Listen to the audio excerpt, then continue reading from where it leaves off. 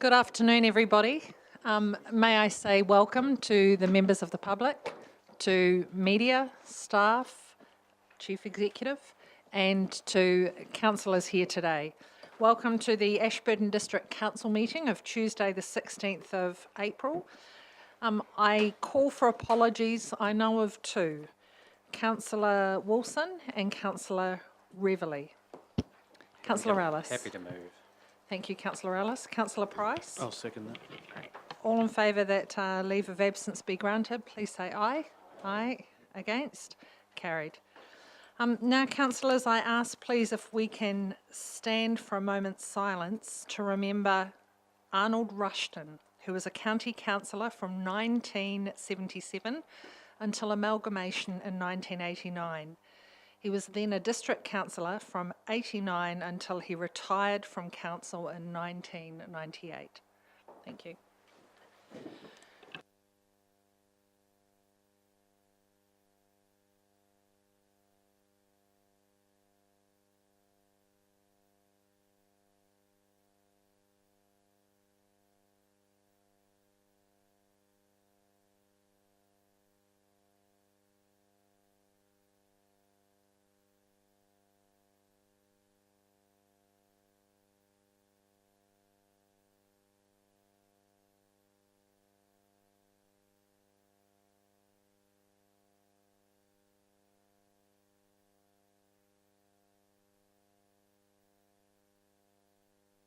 It is now my pleasure to welcome Reverend Heather Kennedy from the Ashburton Methodist Church to start our meeting with an opening prayer.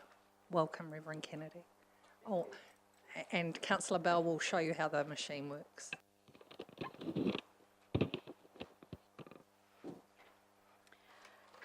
Thank you for welcoming me and for this opportunity to be with you all today.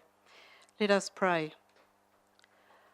Almighty God, we thank you for all those who are gathered here today, those who've been elected to office and those who serve this council, members of the public, the press and others. We give thanks for their representation and the tasks they undertake, those on behalf of the District Council in particular. We pray also for those who are absent or unwell. Thank you, God, for the many and abundant blessings that we receive.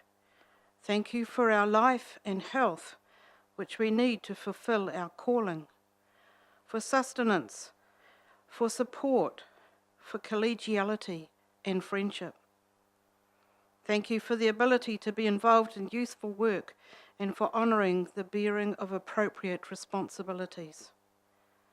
Thank you for the freedom to encompass faith expressions of many cultures. We pray for those who suffer persecution in this land and beyond. We pray especially today for the people in France and for the Roman Catholic Church in Paris in particular. We thank you for your love, which is boundless and gracious. Scriptures of all faiths say that citizens ought to obey the governing authorities since they have been established for the good of all. Be with those very authorities who promote peace, order and justice. Therefore we pray for Donna, our Mayor, for council officials and in particular for this assembled council. Graciously grant them wisdom to govern amid conflicting interests and issues of our times, a sense of the welfare and true needs of all people, especially those who experience difficulties and challenges in their lives, a keen thirst for justice and rightness, confidence in what is good and fitting, the ability to work together in harmony even when there is honest disagreement, personal peace in their lives and joy in their task. We pray for the agenda set for today. Please give us an assurance of what would benefit those who live and work in and around Ashburton. In the name of Jesus Christ, we dedicate these, the prayers of the people. Amen. Thank you very much for your words of wisdom and encouraging us to do the same. I have enjoyed your first visit and we hope to see you here many times. Thank you. Councillors, we are now on to matters of extraordinary business, and I have two, please. The first being an item currently marked public excluded, item 6.5, titled Water Governance. On revisiting this matter, the Chief Executive and I have discussed that we see no reason for that to be public excluded, and that will come into public. I'd like it to be item 5.12, and the item currently marked 5.12 to subsequently become item 5.13. And the next matter of extraordinary business is we do have a guest today in the public forum, and that is Mr. Richard Bruce from Staveley. Mr. Bruce has asked if he can speak to council today. So I put both matters.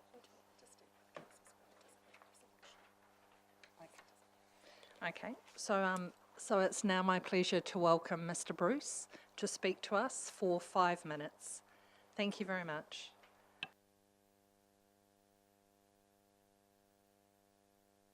Sorry, Mr. Bruce. We now record our meetings so that the public can watch online, and we need for you to speak into the microphone, if that's all right, please. I have little faith in quite a lot of modern technology that's let me down at times, so I rely on myself. Well, once more, I thank you for the opportunity of being able to talk to you about something which is very important to me. Even though it's a very sad day with Notre Dame going down, joining the 1,000 other churches of France that have been damaged this year, it's very sad indeed. Now, I want to tell you about what's happening in the Staveley area, where I have lived for over half a century. And for an old man like myself, there are a lot of stories. Now, I wonder sometimes if you councillors realise the long-reaching effect of your decisions.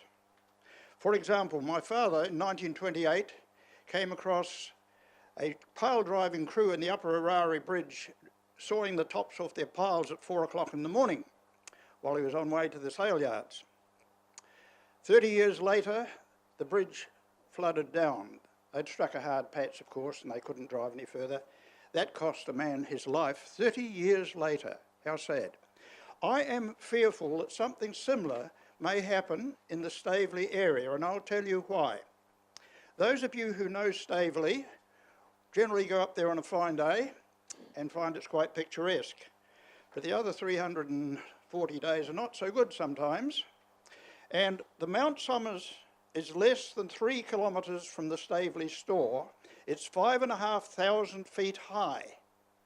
It's well known by weather people that this is the storm centre of mid-Canterbury, but it's not often appreciated the terrible effect that this can have. In my lifetime, I have seen a wall of water come down a small stream close to our house, over 1 metre high. In the history of Mount Somers Estate, Peach mentions, way back in the 1880s, seeing a water spout on the mountain, waterfalls on Mount Somers. Now, this can happen in extreme conditions, and I remember at least 3 times in my life. Now, when these walls of water come down, or when the streams flood, they really do a lot of damage. Some of you that can remember back to the 1950s, some of these pictures will refer to that, and there were several floods that washed out bridges, but it must be remembered that these washouts, taking an entire bridge out, came from a catchment area less than 3 kilometres long. And these drawings I've got show this. But as this affects what I'm concerned about, there are 3 streams coming through Stevenson's Hill, and my property is along the bottom. These streams cut through a canyon, come from Petrifying Gully, and over the other side where the limeworks were. These streams meet further down where the irrigation ditch goes. 2 of them meet exactly at the point of the siphon. Over the last 40 years, as streams meet, they deposit material. This is quite a usual build-up. But over the last 40 years, a few, since the catchment boards went out, anyone heard that name? and they used to keep the approaches to bridges clear. It's been neglected. And we've got a willow tree, a big grove of willows, a build-up of shingle, and now, and I just took the time before I came down here to get it right with my old army compass, we have Reed Stream and Stevenson Stream 30 metres from each other, travelling in different directions, and I can give you the actual degrees. And they're only 30 metres away, so this one is eating into the road, and there's attention going to be paid to it by the roading authority. And I have spoken with your engineer, and good people they are too, but, and here's the but, I believe that bureaucracy is silo thinking so much, and with little contact with people in the area with a long memory, they often don't know the full story. Now, the road that was put in around about 1965 when there was a severe washout and took that bridge out, completely out, a new road was cut through on one of the old surveyed roads and good bridges put in. So the trouble hasn't been quite so bad. But they have stopped clearing the junction of these creeks, which are in storm weather very, very severe. The build-up is causing them to change direction at the very place. Now, I understand the repair work where the road is going to be repaired where it's washing away. There's a 12-foot drop. It's a long way. That could well catch someone late at night. The road is used particularly by young people late at night to scream through the hills. And we had a washout a couple of months ago, which is still marked with cones and a dump or two of shingle. But we had a flood a month ago. And it's only by the chance that the flood that fell actually divided before it got to that hole or to wash the road straight through. Now, what I'm asking here is, I believe the remedial work proposed by the roading authority, the words $18,000 sticks in my mind, but that's pretty nebulous, to put in gabion protection there to stop a river which has already changed course, when by putting in a bulldozer, and I've had a quote from Mr. Harmer, for $2,000, he had fixed the problem.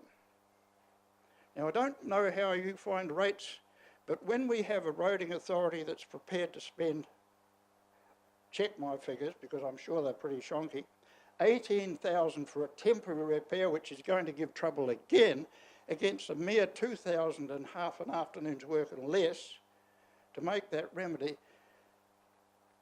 I find it hard to find another word but crazy. So, Councillor McMillan, were you keeping time for me? And are we at 5? Okay. So, Mr. Bruce, thank you very much for coming to share with us your concerns. As you stated, we've already had officers visit you. I'm very keen to hear from Mr. McCann about what your findings were and what council can do.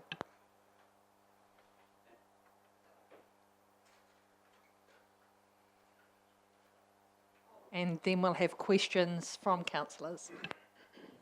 Through the Mayor, yes, our roading staff have met with Mr. Bruce and we are considering the installation of gabions. I'm not sure of the exact amount, but I'm not aware of what the work Mr. Harmer has quoted for, so I'd have to look into that and see what exactly that is and how that affects the river and the road. Councillors, do you have any questions of Mr. Bruce or Mr. McCann? Councillor Ellis. Thank you. I have two questions and they are interrelated. The cleaning of the creeks where these where they meet and deposits are being left, and also altering of the creek bed, are we allowed to do that, or would that become the responsibility of ECAN and we'd have to put a request to them? I'm sure if we sent a bulldozer into the creek bed, we might just get into a little bit of trouble. But Through the This Chair. is where I think the decision-making, silo thinking is going really wrong. Now, if this area is not cleared, it will continue to give trouble. Now, I hear you people talk about ECAM. Now, they've got a pretty bad record in some areas. And if we don't question, we'll have the outfit just ruling the roost all the time. Now, where you've got a junction of a stream, and I might add that this junction is right where the irrigation ditch cuts through, and even worse, within less than half a kilometre, the other stream goes through underneath the siphon, underneath the irrigation ditch with a siphon. That stream has an enormous amount of timber down behind Stevenson's Hill. We have had 5 floods in the last season, and I've got a new dwelling and we can look down on the river, there where the level of flood has been equal to the highest in the last 10 years. However, they've only lasted for 20 minutes, so they haven't done that much damage. This is where I'm trying to say the appreciation of this problem is lacking. Thank you, Mr Bruce. I don't know if you heard Councillor Ellis ask a question. Could you ask your question again, please, Councillor Ellis, with the microphone, please? I think Mr McCann was going to answer it as, are we able to go in ourselves and alter the creek bed and clear these streams out ourselves? The answer is no. We need a consent from Environment Canterbury to work in the stream, but they have typically been responsible for clearing those streams in the past. It's a long time in the past, 30 years. That's why this is giving trouble. So Thank you, Mr Bruce. Councillor Ellis has another question. Supplementary to that, if there's an issue that's causing a problem to our roading network, which is related to ECAN and their maintenance schedule, do we have any influence over that? Through the Chair, we do work with ECAN on circumstances like this, and I believe our staff are communicating with ECAN and seeing what resolution we can arrive at. Councillor Braham. If that stream that goes under the irrigation ditch plugs and in severe flood, it may well overtop into the irrigation ditch and breach the ditch somewhere. Do we have to create these situations instead of solving them before? Mr Bruce, thank you for your statement, but the councillors are actually asking questions at the moment, and Councillor Braham has a question for you. If I can, Mr. Bruce. I know Staveley in Mount Somers. I know the area. Where exactly are you? Where exactly is this breach in the river? Sorry, I'm not hearing you. Where exactly are you in Mount Somers, Staveley? Where is this happening? I live right there. Is it a state beside highway? these streams. So you're higher up towards Mount Somers. I'm sorry, I'm not hearing you. Are you higher up to Mount Somers? Are you living at State Highway 76, or where exactly are you? Oh, we're up Boyd's Road, which is Correct. that long road there. The washouts at Staveley that happened in 1950 that's the crest of Mount Somers there. Correct. Less than 3 kilometres. This other stream that I'm talking about now comes through around Stevenson's Hill. There's another stream comes through a canyon in Stevenson's Hill, so very narrow that it's hard to credit. And it joins up, of course, with Cave Stream, meeting down at the junction of the irrigation ditch. And the other stream that I mentioned, Reed Stream, has a separate little siphon.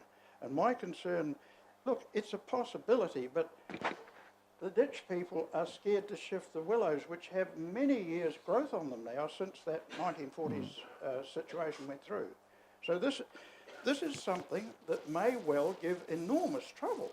And for a mere $2,000 a wee bit further down, as against 18, as a ratepayer, I think people should be concerned.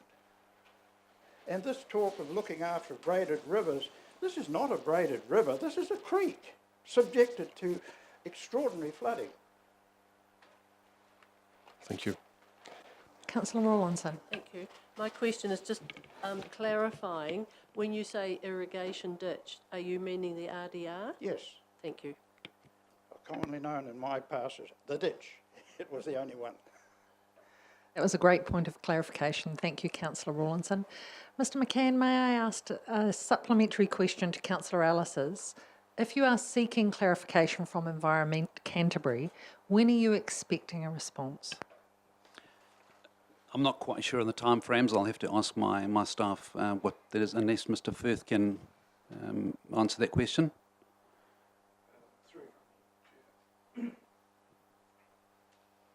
Was that another question? Question, Mr Bruce, is for Mr Firth, who is beside you. At this stage, we're working with Ryan from ECAN here locally. The indication is that they're not prepared to do anything at this point in time, that it's our problem, even though it's their creek that has caused the problem. As Mr. Bruce has indicated, there could be some work done in the creek bed to return it to its proper channel. We can't do that, we're not allowed, and I dare say, even though Mr. Harmer has given a quotation, he wouldn't have taken into account the possibility that he can't even get in there to do the work.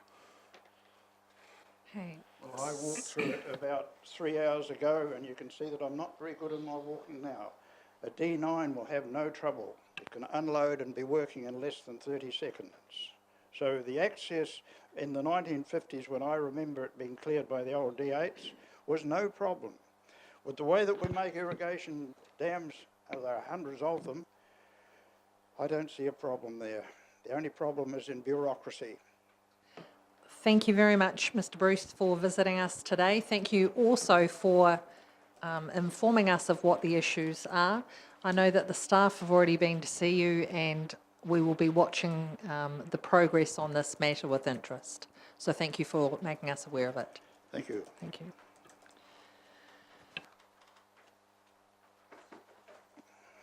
Councillors, if we return to the agenda, please, I'm now calling for declarations of interest. There being none, we're now looking at item 4, minutes of the previous meeting. Page number 1, council meeting 28th of February. Are there any alterations to the minutes? I just have one question of clarification for our committee secretary, please. On page number 2, a show of hands gave 6 for and 6 against, and the mayor's casting vote, the amendment was lost. I'm just seeking clarification because I saw we had all 13 present. Did we have someone abstain? No one verbally abstained, but that vote has happened. Okay, thank you. Are there any further questions? Then I move that the minutes of the 28th of February be received as a true and accurate record. Councillor Rawlinson. I'm happy to second that. All in favour, please say aye. Aye. Against? Carried. Councillors, page number 6, extraordinary council meeting of the 14th of March. Are there any alterations, please? Was it really at the event centre?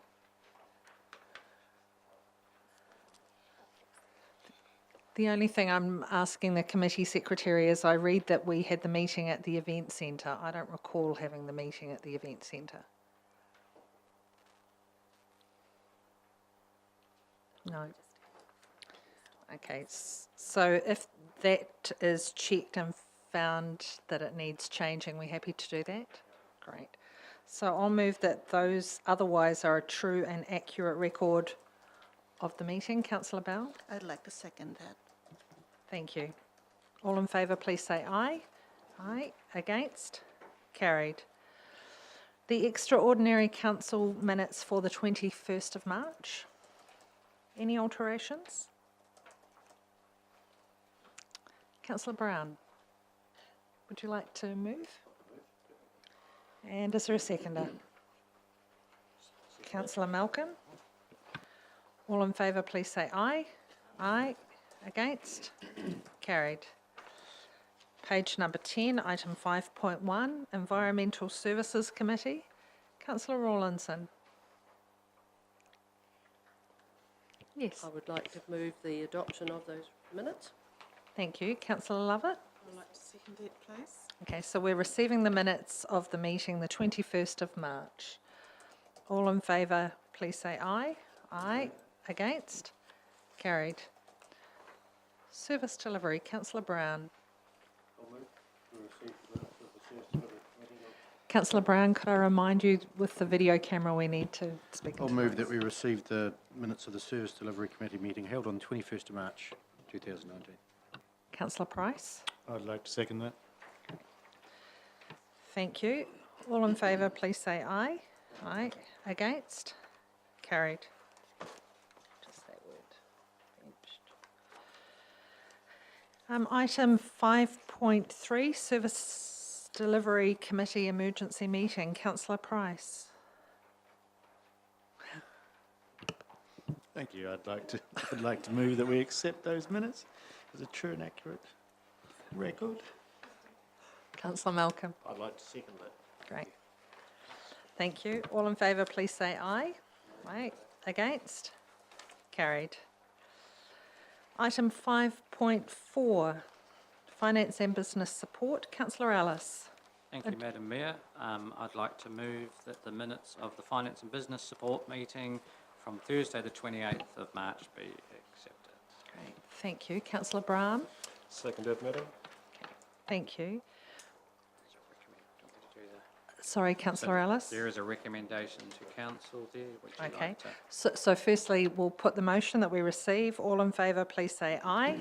Aye. Against? Carried. And yes, Councillor Ellis. So item 5.1, recommendation to council. The council receives the Ashburton Contracting Limited draft 2019-20 statement of intent. Thank you. Councillor Brahm. Seconded. Is there any debate on the matter? Councillor Ellis? Just to note, there were some changes. Has everyone received those from the one that's in there? Just so that will need to be just some minor changes there, which will come with the adoption of the recommendation.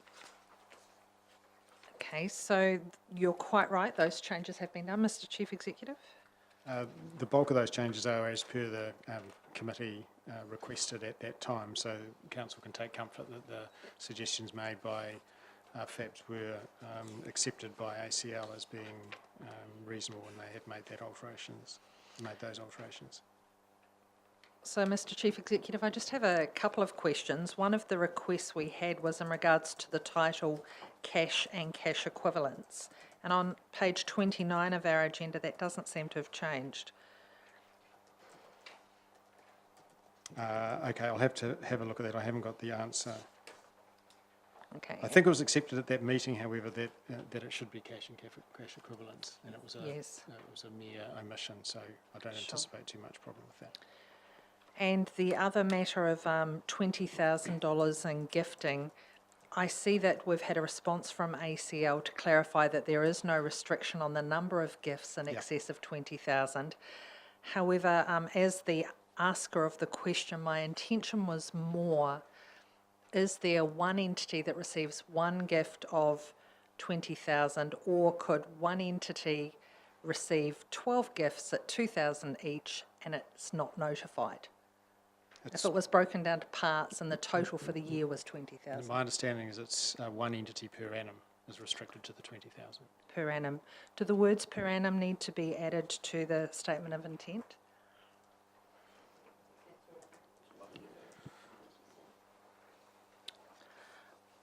Okay, so I'm hearing it's a one-year thing and it's therefore implied. Yep. Okay, happy with that, thank you. Are there any further questions on the statement of intent? Councillor Price. Yeah, just further to your question, Madam Mayor.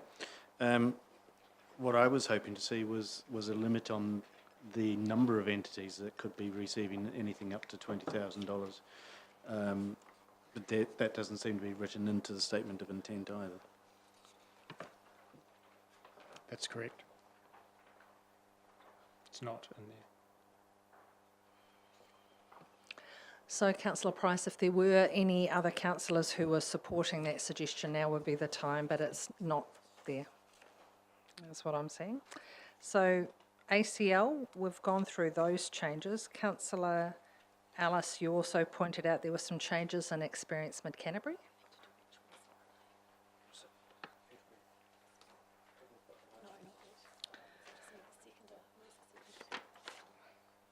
So the mover was Councillor Alice and the seconder was Councillor Brahm that we received the minutes. Okay. Okay, thank you. So you moved the recommendation and he did.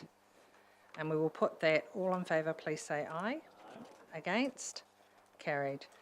Then there is a second recommendation on page number 18, councillor Ellis. I'm happy to move that recommendation, and there are 3 very minor changes with that one too, but they are just very minor. Thank you. Councillor Bell? I would like to second that. Thank you. The matter is now open for debate. There being none, I'll put the recommendation. All in favour, please say aye. Aye. Against? Carried. Councillors, we're now on to the Bylaw and Policy Subcommittee, which is page number 47 of the agenda. Councillor Bell? Oh, sorry. Okay.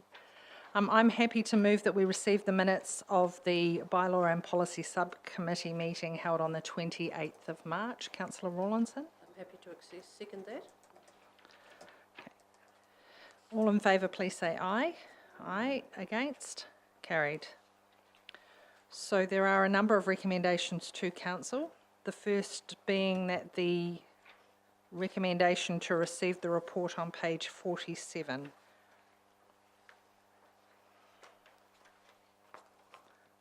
Councillor Bell? I would like to recommend that the report be received. Thank you.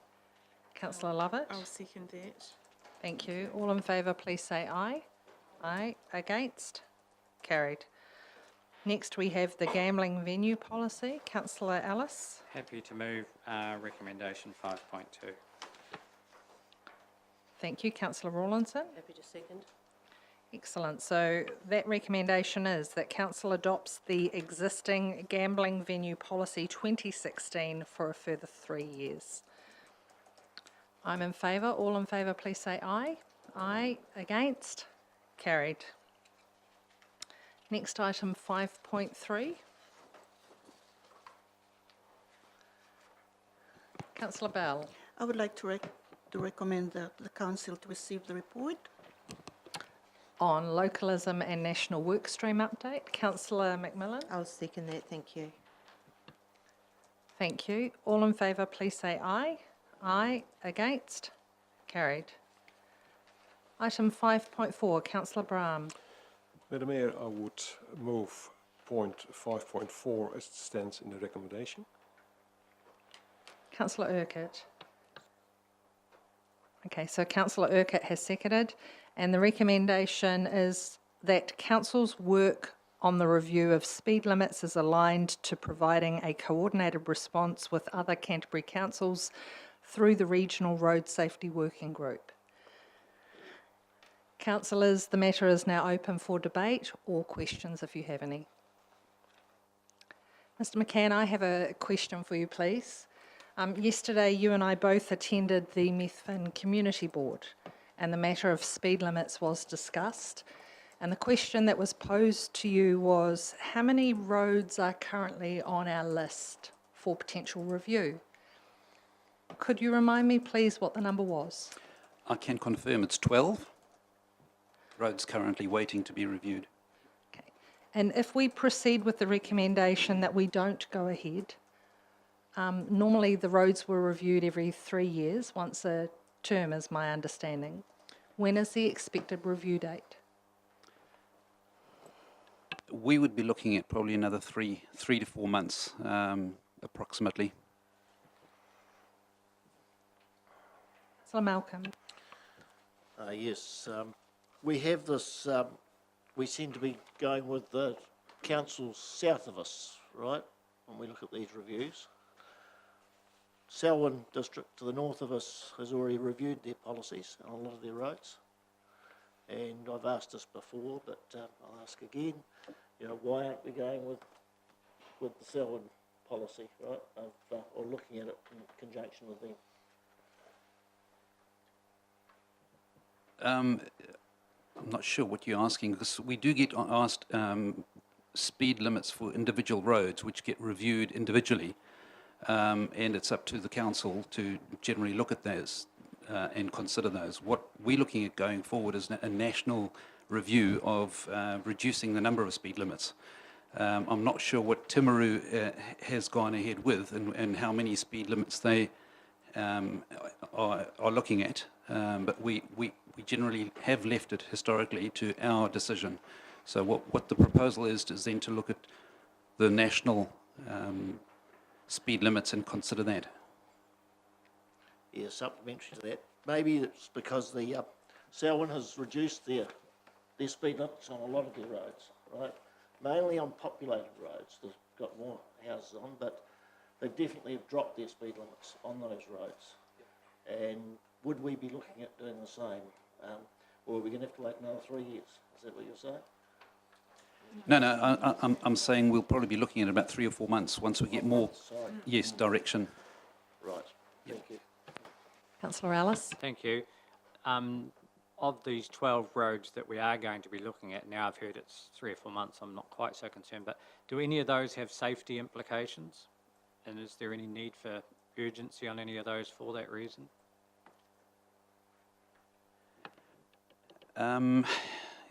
If they were really urgent and we had a high amount of incidents, we would certainly move sooner and adopt a different speed limit and then seek to add later on when we do the rest of them.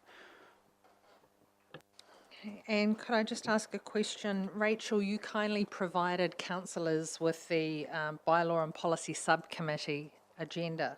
And in there, in regards to the Selwyn District Council, you've identified that they're proposing to reduce the speed limits around schools to 40 kilometres and 70 kilometres elsewhere. Is that correct? That's the motivation for their review right now?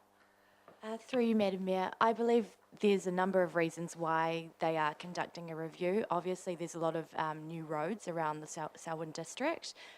They've had extreme population growth in recent years, which we haven't experienced so much. So yes, I'm sure they're looking at all of those factors as well as reducing speeds around schools. And can I just point out that in the report, one of the options was to look at individual roads on their own. However, the recommendation is to wait and look at all of the roads together, and that would provide a coordinated approach with other councils nearby. Thank you.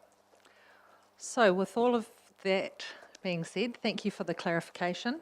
The recommendation as written is that Council's work on the review of speed limits is aligned to providing a coordinated response with other Canterbury councils through the Regional Road Safety Working Group. I'm in favour. All in favour, please say aye. Aye. Against? Carried. Next, we have a recommendation just below that. Councillor Price. I'm happy to move the recommendation to Council that the amended external communications policy is adopted. Thank you. Councillor Rawlinson. And I would like to second that. Excellent. The matter is now open for debate. Just have a question, Madam Mayor. On social media of councillors, if I have a private page and it's under the name of Neil Brown, and I have a page under the name of Councillor Neil Brown, is there any difference? Is one a council page, is one a private page, or both private pages? Chief Executive. We do draw a distinction between the one that clearly says you're a councillor than your private page. The implication being, of course, that if you're using the page that denotes you as a councillor, that you're speaking as a councillor when you use that page. So you're entitled to be a private person as well and have your own view on issues. But if you're starting to say that you're Councillor Brown, the implication is that you're speaking on behalf of council, and that's where the care needs to be taken. Councillors, are there any further questions? Any debate? There being none, I will put the recommendation. I'm in favour. All in favour, please say aye. Aye. Against? Carried. Item 5.6. Councillor Price. I'll also like to move that Council adopts the amended policy on the use of pole-mounted banners. Thank you, Councillor. Councillor Bell. I would like to second that. Excellent. I'm in favour. All in favour, please say aye. Aye. Aye. Against? Carried. And that brings us to the end. Thank you very much, Rachel and Richard.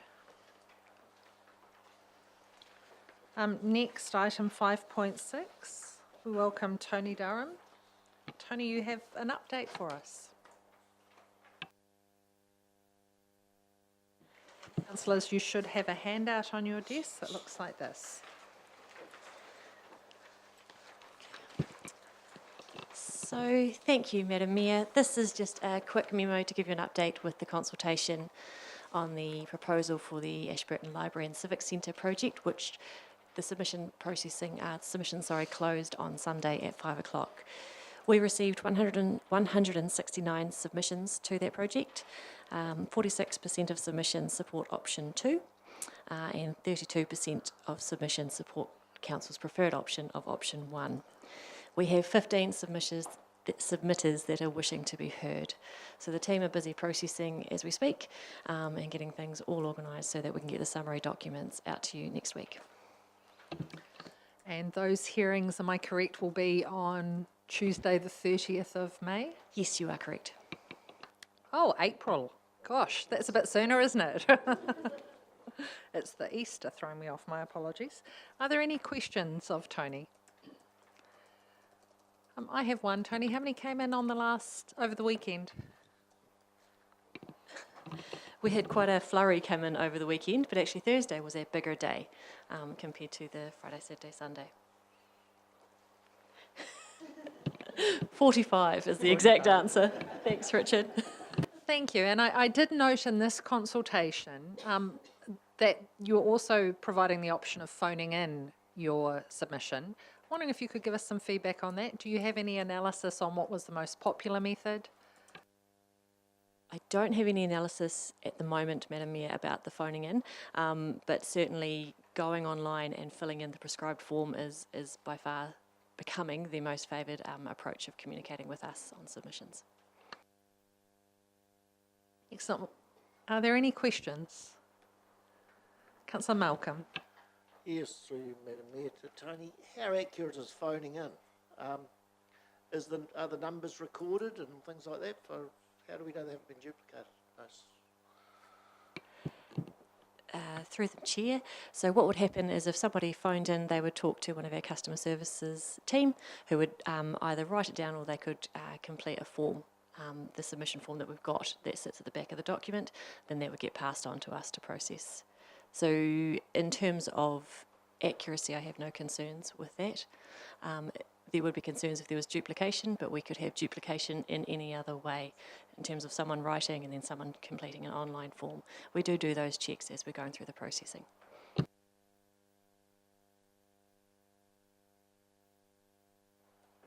Councillor Ellis. Thank you. 169, how does that sort of stack up to a sort of number of submissions we normally get on most things? And see, I've just been doing my figures and I get only 18% of people don't want either option 1, 2 or a hybrid of 1 and 2. So yeah, there's only 18% of people who don't want something in there. It's quite staggering really for that number of submissions. Through the chair, so I guess your first part of the question was asking how it compares to other consultations. It's quite a hard one to compare to, given the magnitude of what we were proposing and the scale of the change.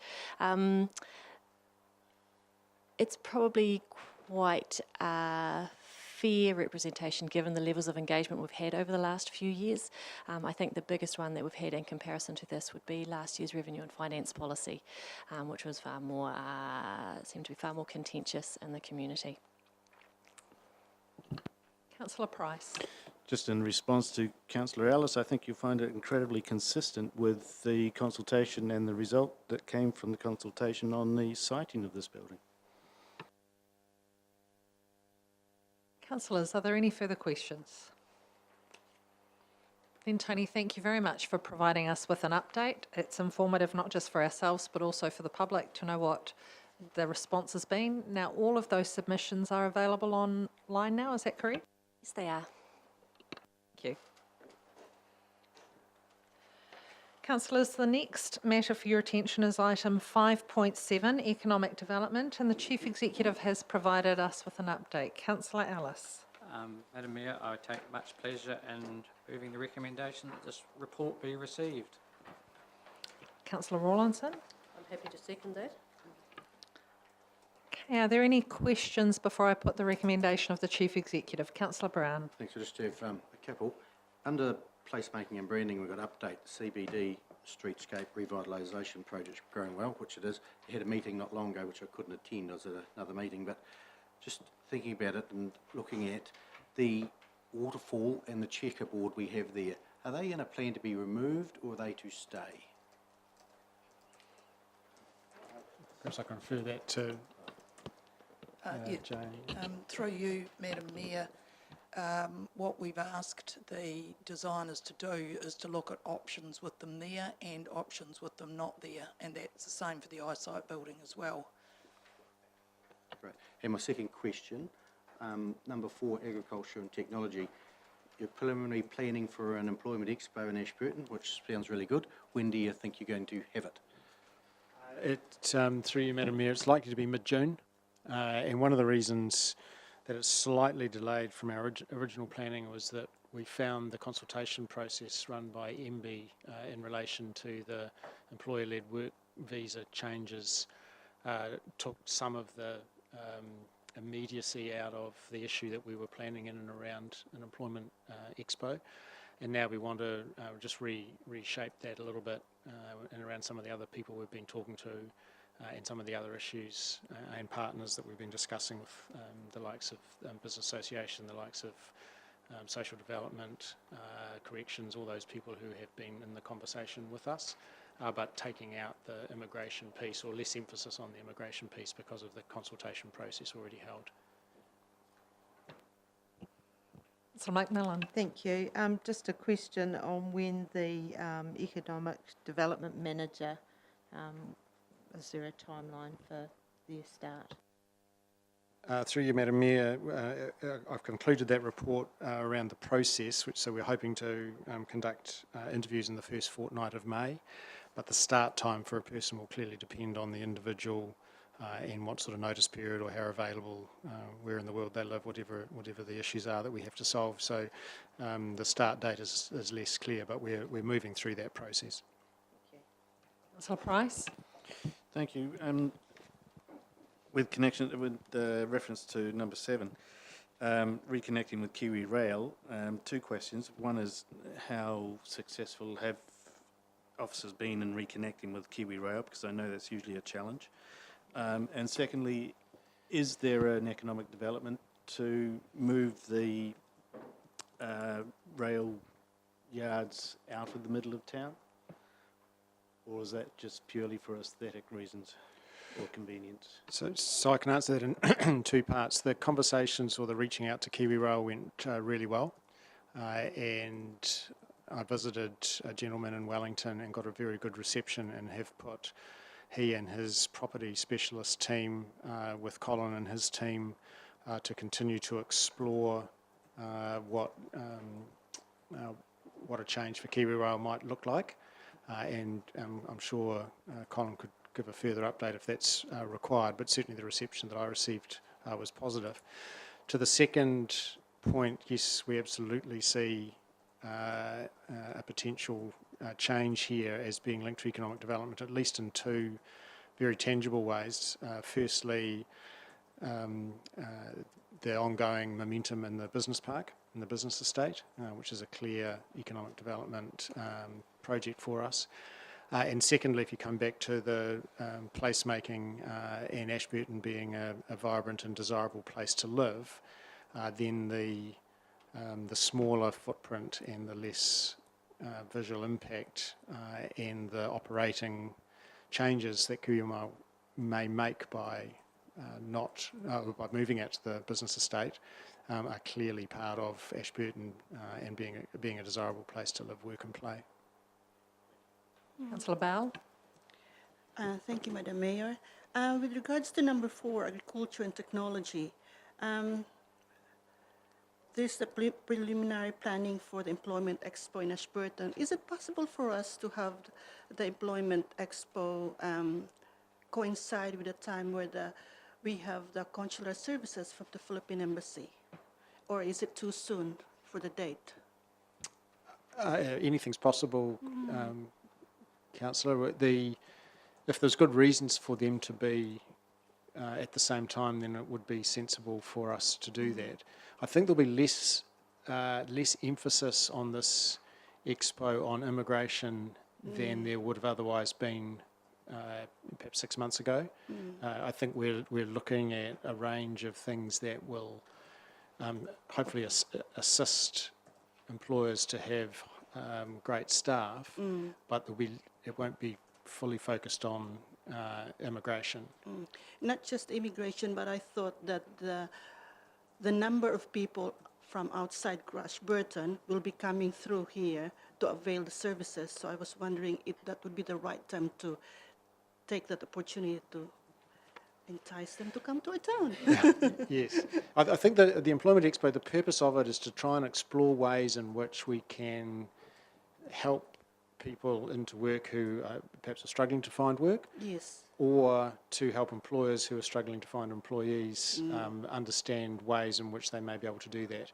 And that's where the link with the Ministry of Social Development, with corrections, the Maori Job Squad comes to mind, the range of things that we might be able to do with the school to assist young people leaving school into employment. So all those initiatives are the intention of the Expo. I think a benefit of having the Expo will also be having all those people connecting and networking and understanding who each person is and what they can and can't offer, because often I think the employers are particularly busy trying to run their businesses and do their business as usual, and may not know what services or what resources or what other networks may be able to assist them with. That's the idea of the Expo. Okay, thank you. Councillor Bell, that is an interesting question though, because last I heard from Ministry of Social Development, our unemployment numbers are down to 1.8. So, great question, and as the Chief Executive said, anything can be discussed. So, Mr. Chief Executive, I have some questions, please. Mine is in regards to placemaking and branding, and you've referred to EMC and CIAL, which of course is Christchurch International Airport grant money, and I presume we're talking the 16,000 they've recently received in regards to improving their engagement with Chinese visitors? Correct. Okay. And also, I note you've mentioned the water safety video. Just for the sake of those here today, I understand that there's been great exposure nationally on the messaging that was done. Yes, that's true, Madam Mayor. The water safety video, which we did from the initial request from MHV Irrigation, we put that video together because of the aftermath of the concerns around a couple of tragic drownings, and the message and the style of it and the quality of the production, for which Ruben deserves our thanks, resonated in a wider and wider market, and is starting to get quite an amount of coverage, including our national TV networks. I know News Hub's shown interest in it, etc. So the reason I've linked it into here is in relation to telling an Ashburton story, our name's on it. The care that we've shown for that community issue is starting to tell a story about who we are and what we care about. So, Mr. Chief Executive, to you and to Ruben and to the rest of the team involved, to the companies who were also involved, can I congratulate you? That's great work. Thank you. However, I do have one last question. This is on item 5 in regards to the tourism and events. Great to see Experience Mid-Canterbury and what they're doing to market to the visitor sector. I had the privilege again yesterday of attending the Methven Community Board meeting, and they provided an update on Ignite, and I'm wondering if, as part of Pillar 5 for economic development, Ignite should be mentioned as well as a consideration, but happy to take advice from Councillor McMillan. Thank you. Yes, I think that's a good idea. The Methven Community Board received $20,000 as part of the Economic Development Fund, which is driving the Ignite change. So I'd like to see it in there as well. Thank you. Will do, thank you. So Councillor Ellis has moved that we receive the report. Councillor Rawlinson has seconded. I'm in favour. All in favour, please say aye. Aye. Next we have the Mayor's report. And councillors, I do Oh. My apologies. I turned one extra page. Thank you so much. Page 51, item 5.8. Appointment of a hearing panel and temporary road closure applications, and we welcome Jane Donaldson, the Group Manager of Environmental Services. Jane, we have read the report, but is there anything else you'd like to add at this stage? Not really, Madam Mayor. It's an unusual situation, and we've asked around and we couldn't find anyone else who'd actually been in this situation. So you could just delegate a decision to the Chief Executive, or he's probably got that authority anyway, I suspect. But when we talked this through, we thought the fairest way to do it was probably to have a hearing so that the two parties, and if there are any submitters, can have their say, and then you can make a decision based on the evidence that you hear. Okay, and just for the sake of full disclosure for anyone who might be watching on video and they may not have read the minutes, we are talking about a clash of two applications for road closure on East Street from Moore to Tancred for the day of Monday the 23rd of September. So we have two conflicting applications. Councillors, do you have any questions of officers before we put a recommendation? Councillor Price. I do have a question, and I wonder if whether we actually need to develop some kind of bylaw or policy around this. As a member of the Multicultural Bike Trust, I would be pretty upset if somebody else came along and asked to close the road on the same day, on my Tangi Day, given the precedent of running that event. Or is this hearing panel going to therefore set a precedent on how to work with those eventualities? That thought had crossed my mind, and I've been talking to Tony Durham's team about whether we should in fact have a policy. Part of me thinks it might be overkill because it's never ever happened before, but having said that, when I looked online I noticed there are a number of councils do have policies not covering this specific incident, but just around how things will be dealt with, what you do if you have objections. Nobody can remember in Ashburton there ever having been an objection lodged before to temporary road closures. So I think we could explore whether or not we need a policy, or alternatively just a process that is on the website that people can follow, and it might even be that the Chief Executive has the authority to make final and binding decisions. And just supplementary to that, existing use, would that come, I know that comes into town planning, but would that come into situations such as this? Given that Boulevard Day has been running for many, many, many years, and I'm assuming that East Street Bazaar is a new event. Existing use in the RMA sense does not apply here, but at the end of the day, the council is the landowner, you own the road. So I would think legally whatever decision you make is final. That is the council's call. Councillor Brown. Thank you, Madam Mayor. Jane, I know one of them, Boulevard Day, that's been around for a long, long time. Could you enlighten me what is the East Street Bazaar? Is it a local outfit? What is it? I'm not too sure about the details here. I think the applicant for that is Carol Johns, and it's just called East Street Bazaar, and I don't know how that, what exactly is proposed. Councillor Irk, sorry.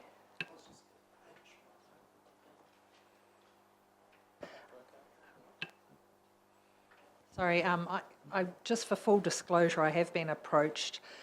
So one group advertised the road closure, a second group has been to see myself and the Chief Executive, and for the sake of impartiality, just to let you know that there were concerns raised, and hence we've delivered this report to you. Councillor Urquhart. Yeah, thanks, Madam Mayor. Just with regards to the recommendation, when would this panel be hearing this? It's just to decide who was put on it, because I know a few are going to be away. Okay, through you, Madam Mayor, we've got a tentative date set for Wednesday, the 15th of May at 1:30 p.m. Councillor Ellis. Thank you. Just thinking about this, would another way of handling it being, because the first road closure, I believe, has been notified and it's gone in the paper. If there are objections to that, is that not the way to handle it? So if people then object to that road closure and you decline it, then that gives the ability for someone else to apply for the road closure? So, Councillor Ellis, as I said, I've had a visit from a group who wanted to oppose. They were the second applicant. So both have now been notified. Yes, but I'm just saying, I would have thought normal process would have been the road closure notice would have gone in. If that group wanted to object, that's the process that there is. And I thought that is our process. Yeah. But The microphone. Yeah. Sorry. Yeah.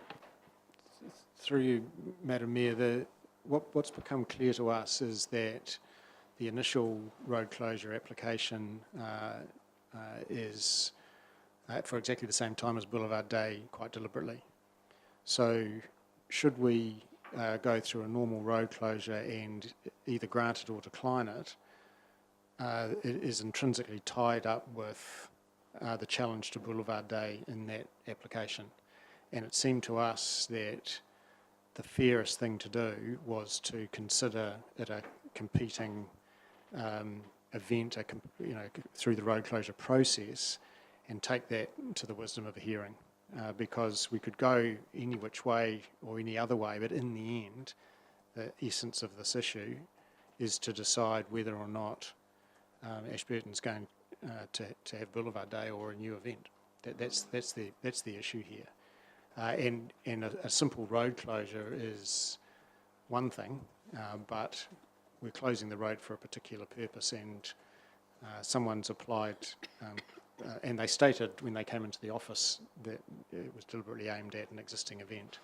So if you come back to Councillor Price's point around multicultural bite, and someone takes exception to that event, and they can challenge or ambush that event via an innocuous thing called a road closure, which, to Jane's point, never gets any objections, it doesn't feel like we're actually dealing with the issue. And so in this case, we've got the second road closure for exactly the same time. Let's take it all to a hearing and resolve the real issue here, which is not so much about closing a road. Councillor Lovett. Within this panel, I was just going to ask, would there be some mediation going, like to try and heal this rift to get the two parties working together?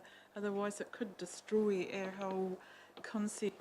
Councillor Lovett, I think that's beyond the scope of the group. Okay. I'd hate to see them all fighting out there and we're left with nothing and we're a bit of something. It's quite sad.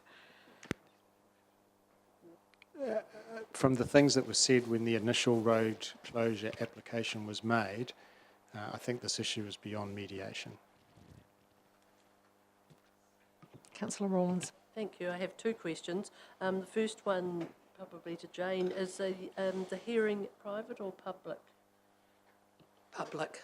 Thank you. And my second question was, will they both be expected to come with a business plan to enable the panel to make the best decision, rather than just emotive talk? I don't think they need to bring anything at all. I think it's entirely up to them what case they want to present to you on the day. Councillor Price, did you still wish to speak? No. Councillor Brahm. Madam Mayor, just listening to all the pro and against, I think the recommendation is the way we should be going. It gives us a clear direction where we're going, how we're doing it, and how it will be done in the future as well, I would say. So I would be more than happy if there are no more any questions to put the recommendation as a motion. Sure. So you haven't identified any names? No, I'm not sure if you had any or not. So I do have some suggestions, and the suggestions I have is I think this is a very important decision. It sets a precedent for what's going to happen in the future, and it's also a very urban issue. So I was looking at 3 town councillors, all of whom are on the Town Centre Working Group. So my suggestion was Councillor Brown as chairman, Councillor Rawlinson and Councillor Brown. Would you be happy with those suggestions, Councillor Brown? Yes, I'm dropped in, but no, yeah, I'm quite happy with that. Yes, to be quite honest. If you are happy to move that, Councillor Rawlinson? Well, I was going to second Councillor Brown's motion, and I'm quite happy to second it as you've recommended. Excellent, and I think we've got a strong representation with an urban focus, and this issue is definitely at the heart of our town and the heart of our district. Councillors, are there any questions or any debate? What date was the hearing going to be? That was on the 15th of May. Tentative date, but I'm sure it could be moved if required. 11:30. 1:30, thank you. Councillor Ellis. Thank you, and I don't have a problem with what we're doing here. But the application is for a temporary road closure, but to be fair to that committee, that's really not what they're deciding, because the road is going to be closed for one of these events or the other one. And really, that's the committee's job. They're there to decide what they think is the best event for this district, which is quite a big decision. It's not simply a road closure. It's actually deciding what event they think is right for our town. And that's quite a big ask. Chief Executive Riek. I just want to clarify, if it is also about a road closure. So the road closure process is still important, so it's being notified, called for objections. There could be other objections that need to be considered as part of that process. In its essence, you're right, it's about the competing nature of the event, but it is still about a road closure as well. Next I have Councillor Price.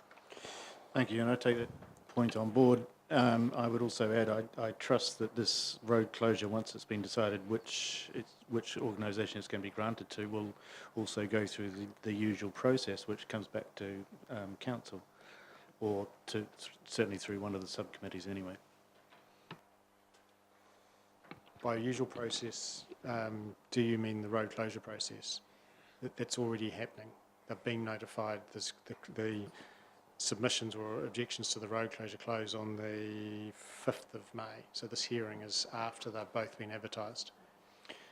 What I was actually meaning was, normally when there's a road closure application, it comes through council, and the final approval is by... I thought about that too, and because time was becoming of the essence, I did put in the recommendation to make a final decision, which would avoid the need for that to come back yet again through the council. But it can if you want it to. I'm not sure how it shapes up time-wise. Next I have Councillor Brahm and then Councillor Brown. Yeah, just to reply to Councillor Ellis, I know what he says about it's more than only a road clothing. I realise that. I'm sitting here, we're still like, whoa, I'm part of this. I'm more than happy. I didn't know it was planned as such. So I'm here completely open-minded. I have no connection to either or, so I will be looking at the merits of both proposals and what is the best for this district. Councillor Brahm, so you do have the right of reply, and just in regards to not knowing you were in the group, we all got the same agenda with blanks, so no, nothing I hadn't discussed. No problem, yeah. no problem with that, full stop. Councillor Brown. Does the hearing panel have a terms of reference they can work to and what they should be deciding on? No, it doesn't. Councillor Brown, is it not covered sufficiently in the recommendation, or would you like the mover and seconder to modify the recommendation? It just the council needs to give clear direction to this hearing panel of what they want them to decide. And looking at this, it's decide who gets to have the road closure for their event on this occasion. That's exactly the nub of the issue. You can't grant both of them. So the hearing panel is to consider the merits with an open mind. You can't grant both of them? You can't close the same piece of road at the same time for two events, unless the hearing panel finds a way to do that in their deliberations. Big road. Councillor Bell. With this situation, this really brings up a concern of the existing events already being also chair for the multicultural bite. What is the advice from Jane? What's the advice to secure that our road closure will nothing happens like this for the future event? I think through you, Madam Mayor, as I mentioned before, ultimately you're the owner of the road, so you can make whatever decision you see fit, and that would be binding. Supplementary to that, is there any specific date or time that an organisation can apply to secure the road closure? Yes, that's all written down somewhere, but it's administered not by me, but by service delivery. But there's time frames so that you can get it in the paper and get it publicly notified and have it open for submissions well before the event. They also have to submit details of public liability insurance and a traffic management plan, which has to be approved.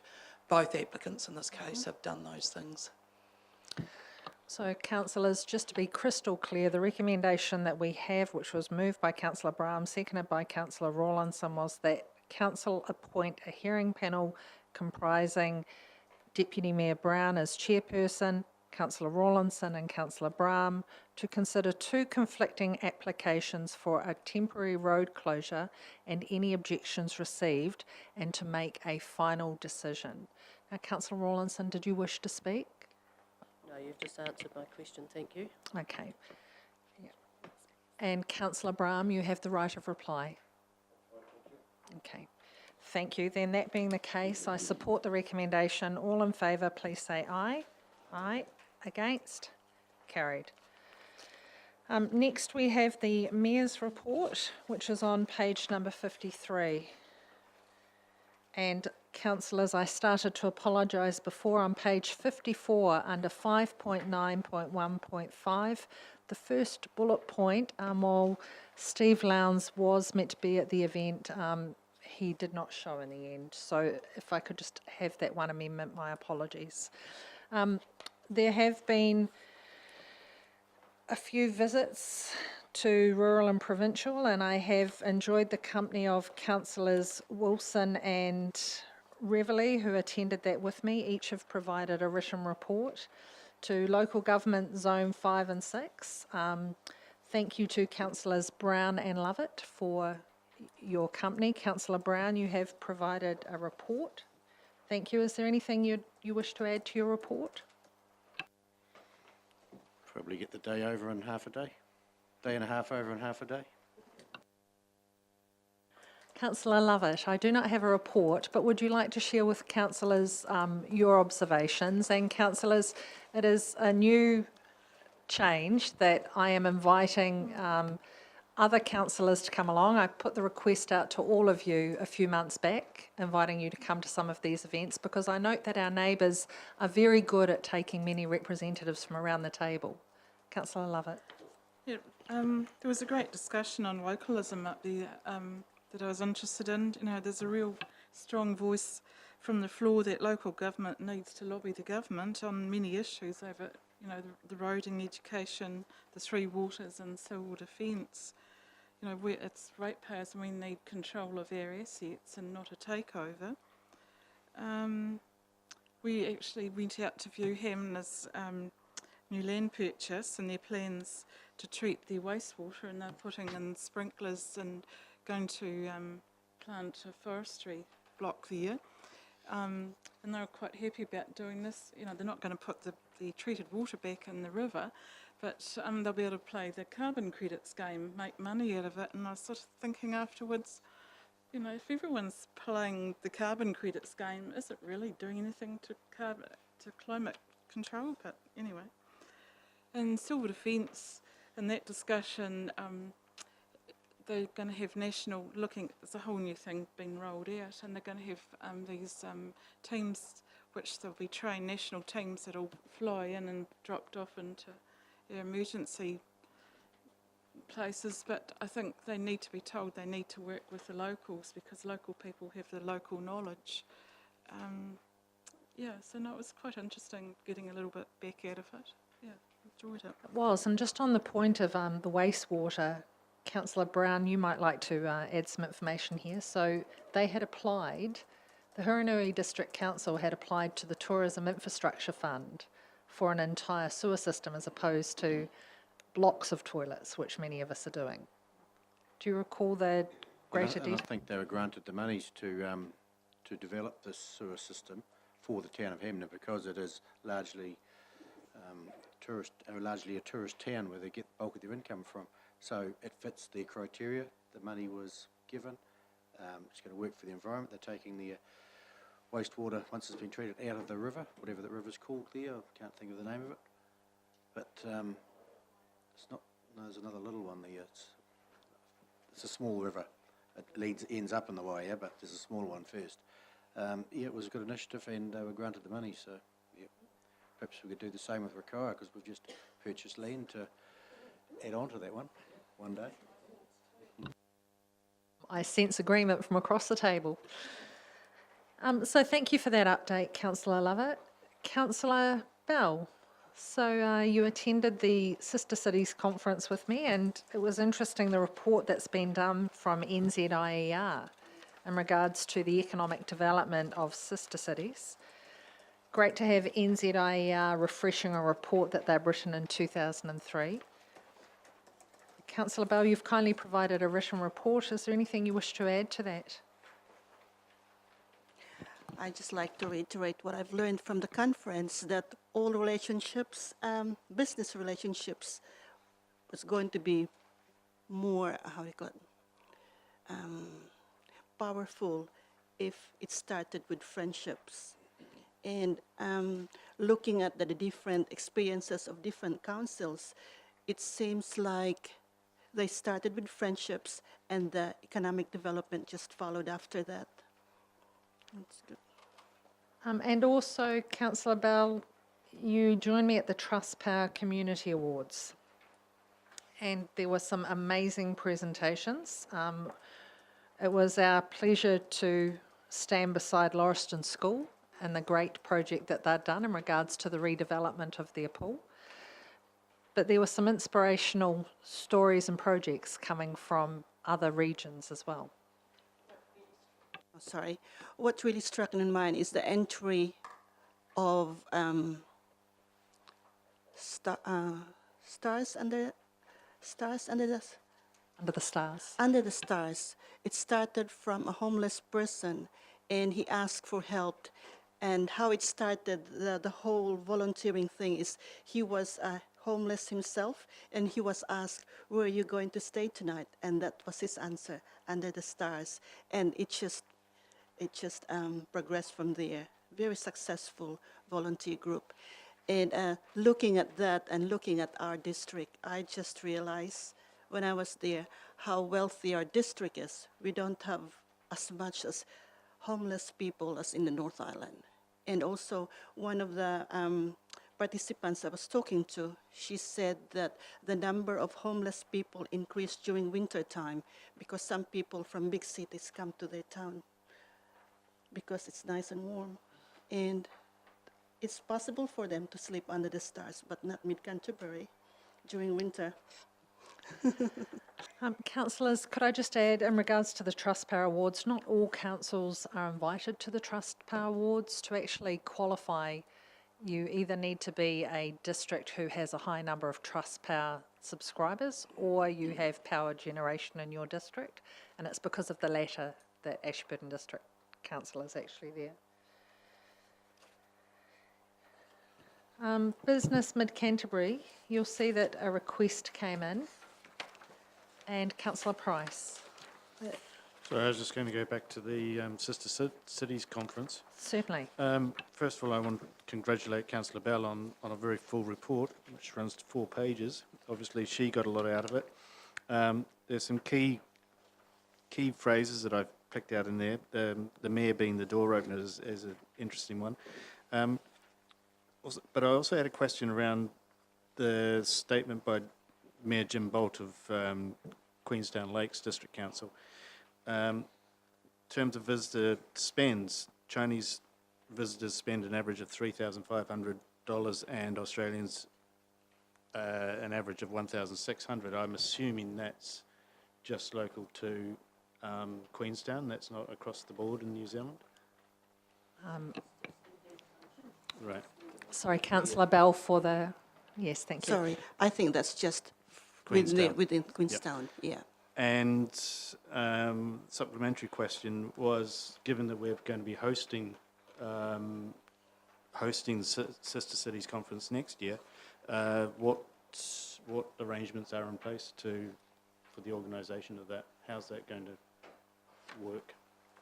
So the President of Sister Cities New Zealand, Hiromi Morris, has been to our district a couple of times. The Chief Executive and Ruben Garcia have helped us to host her. How's it going to work? Ruben, would you like to come and join us and fill us in on what's happened thus far?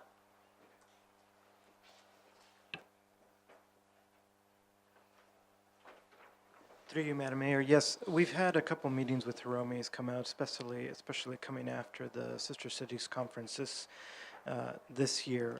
We essentially have 11 months to plan for the next one. We're already actively working on securing venues. We are working with Mid-Canterbury as a partner in making that happen. They've showed significant interest in their presentation to Council here a couple of weeks ago as well, to make sure that their feedback and input is certainly contributing to that process, so that we have a good and effective conference. We have many things to consider. There's a lot of opportunities that we are talking about, multiple venues, visiting multiple towns within the district to make the best impact for our delegates and visitors that are coming, as well as our international visitors as well. These discussions are well underway. We've had some preliminary discussions as far as what the program might look like. We're still looking and reviewing what the speaker agenda is going to look like, and certainly planning some of the activities within the district for that particular purpose. So it's very well underway, and like I said, I think we're off to, they've even stated that we've got a good head start on the process. It sounded like they've only had 10 months to plan the Palmerston North Conference. We've got 11 months, so we've got 1 month extra to plan for the conference. And certainly, with the feedback that's come back from the conference attendees, this year has been very helpful in our decision-making and process. Councillor Price, can I add, late last week I turned up in Ruben's office with a bag of goodies that could potentially go into gift bags at the end of the conference. Palmerston North somewhat ran a 3-ring circus because they were hosting the international conference, they were also hosting guests from overseas, and they had Culture Fest on at the same time. For us, we're looking at having the Sister Cities Conference, and when we have the next International Relations Committee, we'll have to have the conversation about when and who we invite from our international relations as well. Okay. Thank you very much, Ruben. Councillors, I do just note that I have another amendment. My apology. On the 5th of April, I met with representatives from and then did not tell you who they were. It was Historic Places Mid-Canterbury. So, are there any questions? Councillor Malcolm. Yes, Madam Mayor, there's just a bit of a typo or something. It says in the 30th of March, Rakai Lions Foundations, it's the Rakai Lions Club. It was their district convention. Thank you, and thank you, Councillor Brown, for covering that. Thank you. Councillors, any questions? Then I move that the Mayor's report be received. Councillor Ellis? Thank you very much. All in favour, please say aye. Aye. Against? Carried.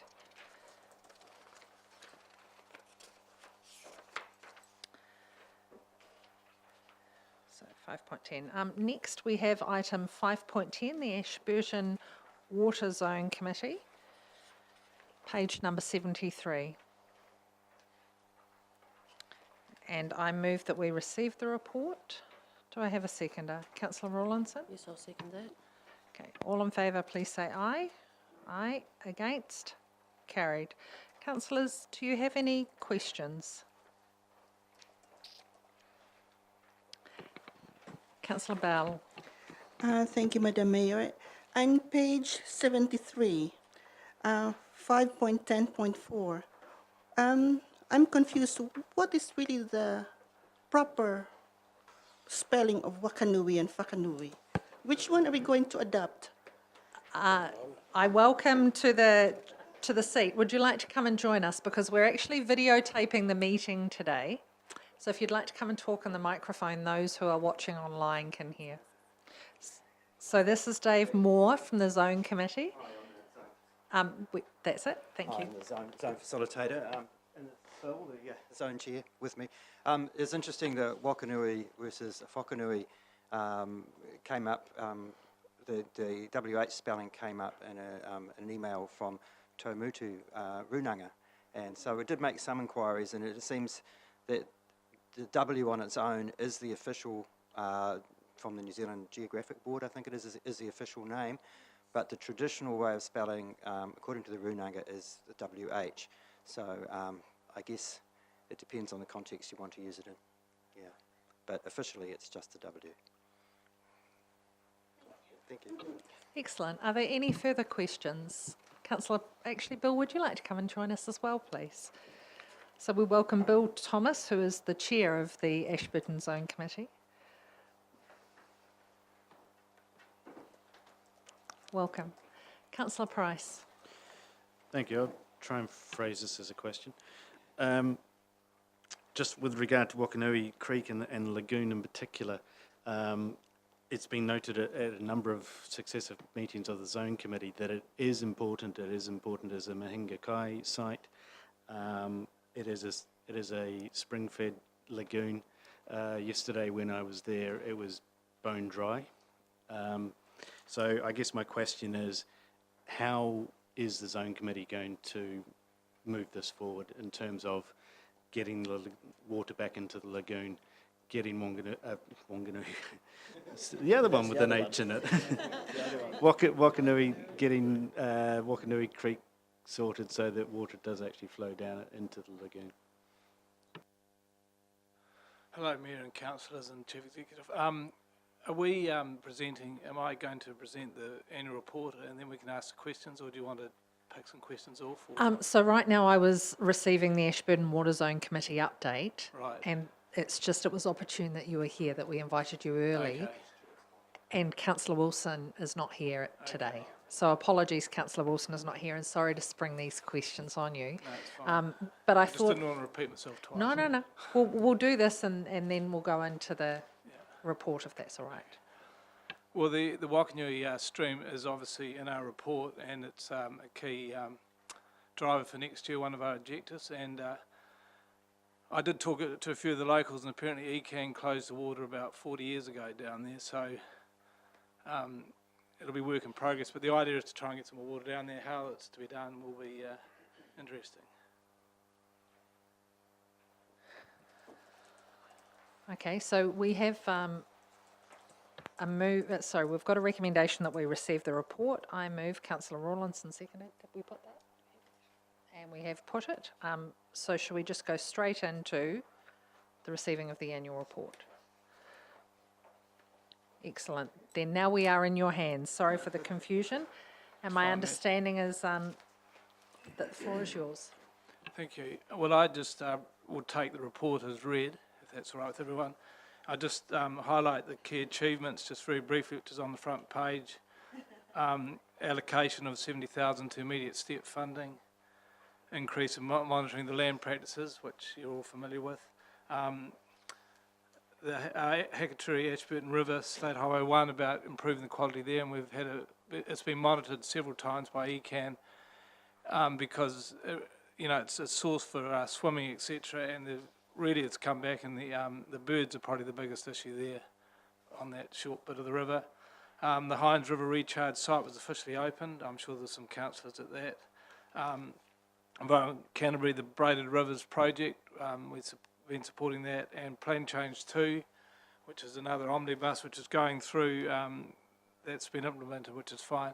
I'd also like to just say that we really appreciate the number of councillors that come to the meetings. We've seen quite a number of you there during the year, and I think you've got a really good understanding, so I don't really want to pretend that you don't, you're well versed for what's going on. So really, I think the future challenges are probably pretty interesting if there's not any other questions on what's been achieved. Just check. Councillors, do you have any questions on the achievements? Councillor Brown. Just one, it's on the Ashburton River and the birds being the problem for fecal coliforms in it. So what happens now? Just live with it. And let it go and just live with it. Basically. Yeah. Let's stop talking about it. We Yeah, know what it is. well, I think we should. We stop. move Yeah, on. move on. Yeah. Councillor Price. I would just draw Councillor Brown's attention to the actual wording of that paragraph. It talks about contamination is predominantly of an avian source, and steps to minimise other controllable fecal sources such as land runoff and pest species remain important. I don't think it's appropriate to characterise that whole issue as one of bird poo. I think it's a lot more complex than that. Councillor Brown. Have any of the tests been done prove it's not? No, the birds are certainly the dominant. It hasn't been proven that it's bovine or... Well, there's a bit of bovine. It's a mixture. It's a mixture, but the birds are the dominant one, yeah. Councillor Price. My recollection is the other sources are both bovine and human, and so I think we need to look at our own systems as well. So, Mr. Thomas, I have a question. The annual report that we have received today, has that already been circulated to the public? No.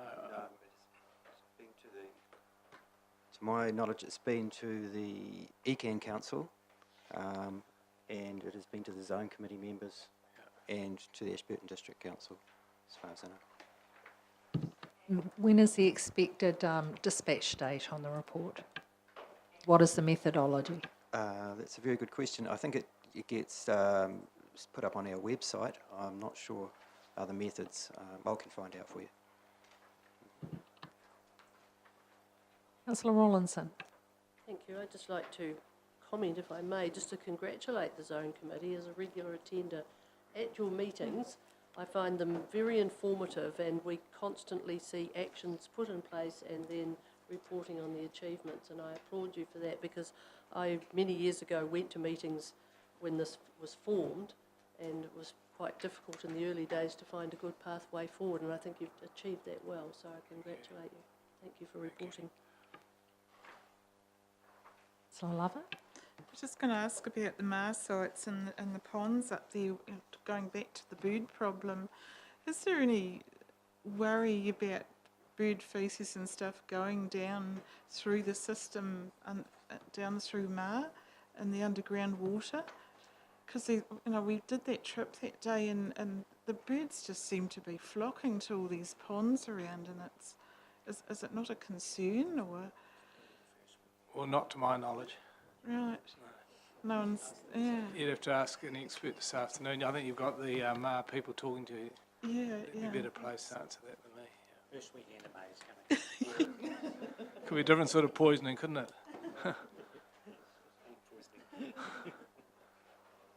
So, Mr. Thomas, I just have a question, please, in regards to the Zone Committee membership.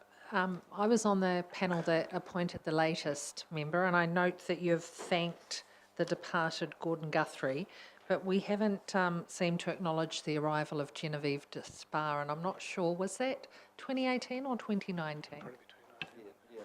So she starts from the start of 2019, so that's why it wasn't put in. That explains why she's not there. Thank you. Councillors, are there any further questions? Not a. So I do, Councillor Ellis. In that case, I'm happy to move. Okay, so Councillor Ellis has moved that we receive the report. Is there a seconder? Second. Councillor Price has seconded the recommendation. It's now open for debate.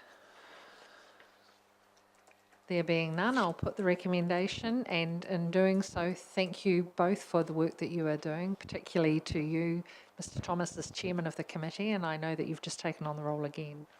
So I'll put the recommendation. I'm in favour. All in favour, please say aye. Aye. Against? Carried. Thank you.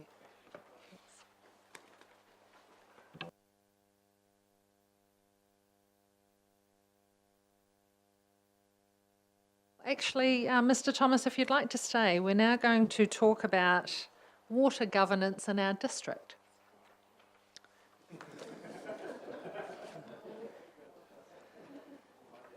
And councillors, this was the matter that was previously public excluded, and we've moved it into the public part of the agenda. Was previously referred to as 6.5, we're now calling it 5.12. And we welcome Tony Durham and Richard Mayborn. So the report has been read, but to the officers, is there anything you wish to add?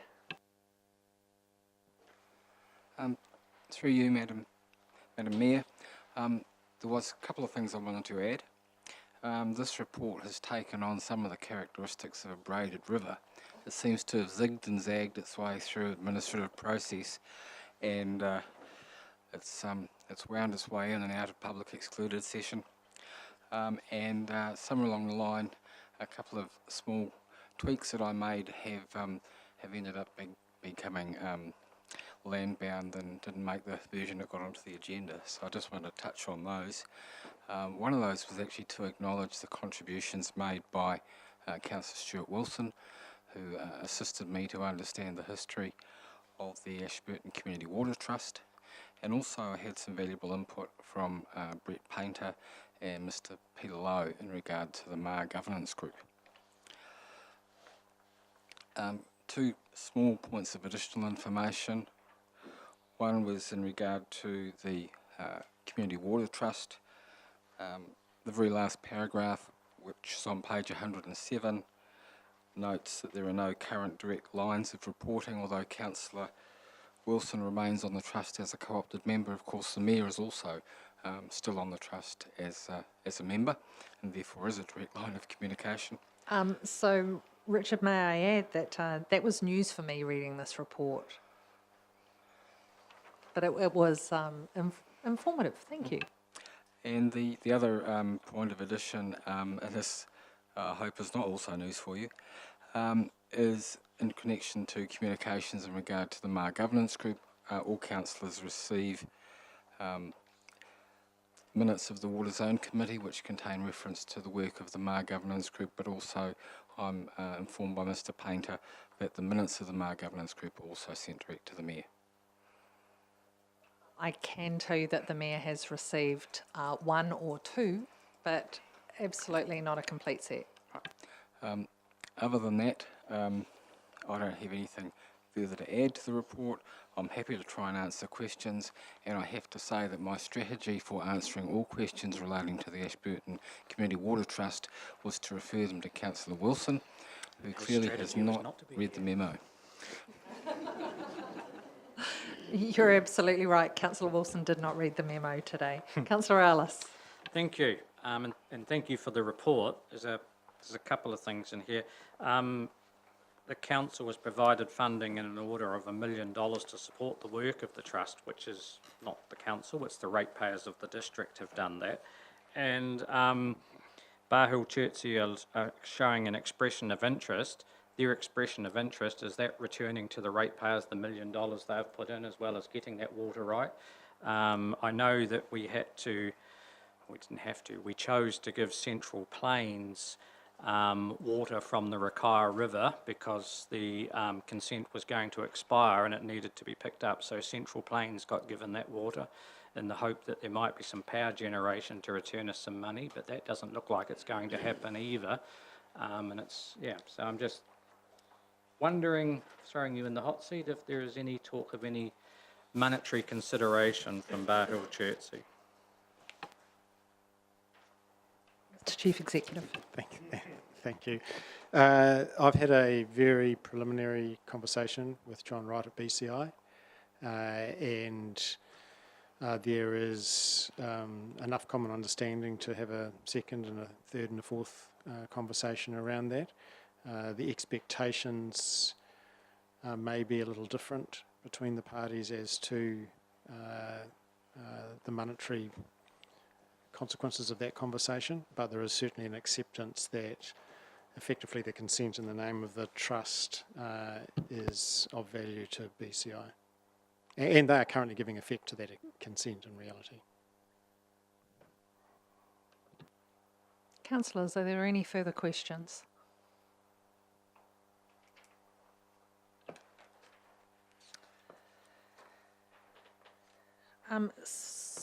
So Richard, can I say Richard and Tony, thank you very much for the work that's been done in the preparation of the report. I understand that it has been a matter of clarifying those braided rivers and trying to better understand what is out there, and we seem to have different vehicles.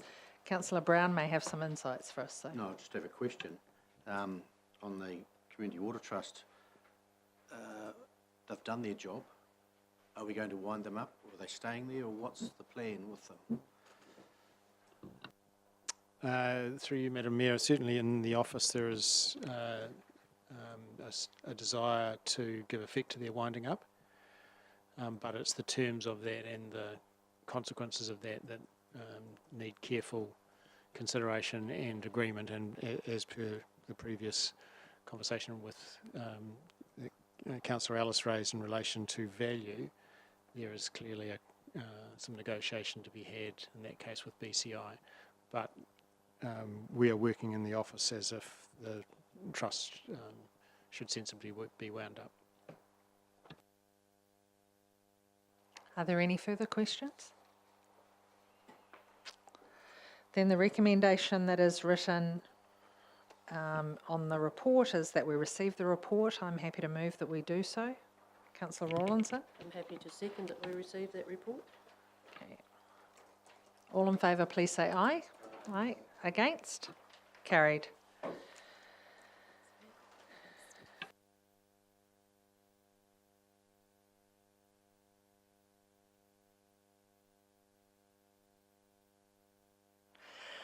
Councillors, I'd now like to welcome Sarah Mosley, the Manager of People and Capability.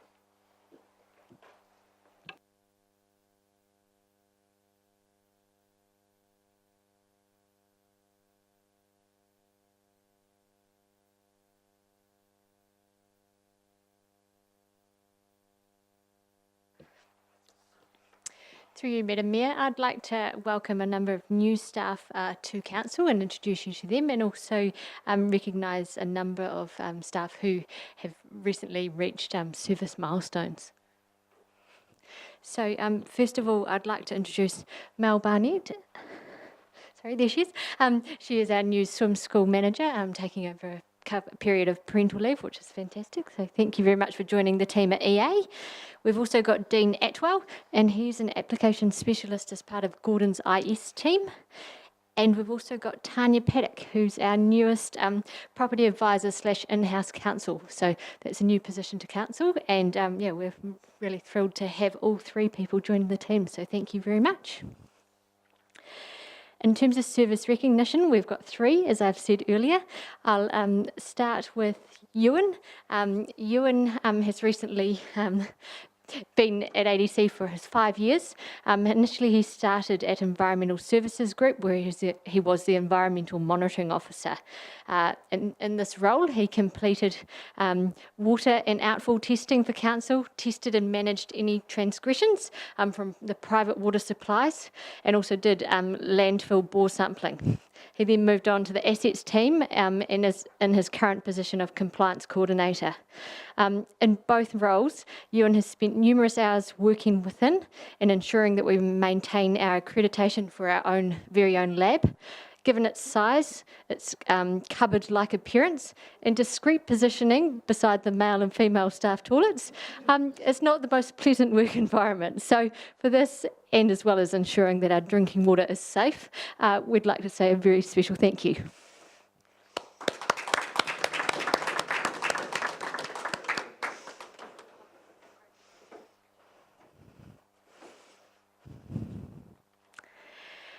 And also, I'd like to say thank you and acknowledge Kathy Hoy, who is recently past her 5-year anniversary with Council. Kathy's personable attributes and also desire for perfection makes her very well suited to her position as in-house trainer. We are very fortunate to have such a role within Council, and new staff especially benefit from her focused instructions and willingness to pursue any questions they have on her behalf and provide with lots of fantastic advice. So we are extremely grateful for that. She's played important parts in other roles in terms of our EDRMS project, and also is more recently involved in the data analyst / number geek stuff that I require within my team. So I really appreciate her help. I very rarely find any mistakes wrong with her work, so it's always a high quality, and thank you for your current and ongoing contribution to Council.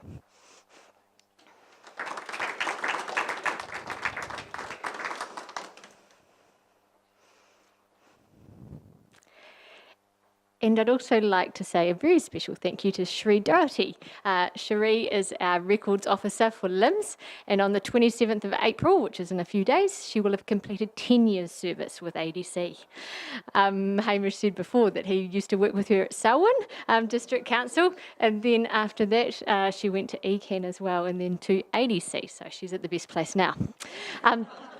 With a few understandable exceptions, such as Cherie taking the odd day off for sickness or enjoying a tropical holiday or two, she will have completed almost every LIM report that Council has completed over the last 10-year period, which is no insignificant feat.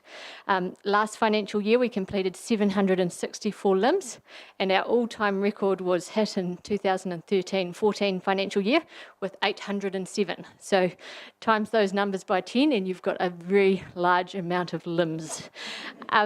Cherie provides such a great service to all her customers, whether they're individuals, estate agents or lawyers, and consistently produces LIM reports in 5 days instead of the statutory timeframe of 10. Her clients are very appreciative for this. However, that is now the level of service they expect, and every so often they request an even shorter time frame and a shorter turnaround.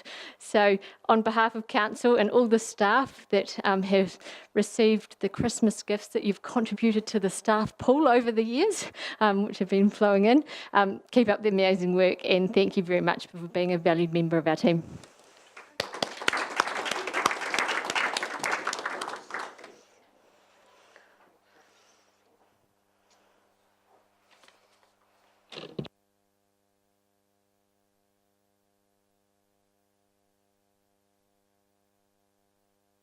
So could I just say to the staff to whom we're acknowledging milestones, thank you very much for the contribution that you've made to the organisation. To those who are coming on board, welcome. We're happy to have you here, and can I say all of the great work that you do helps the reputation of the council, so thank you. It's because of you that we're able to improve the service that we provide to the community. It's now my pleasure to invite you all to afternoon tea, and we'd ask that our guests come and join us as well.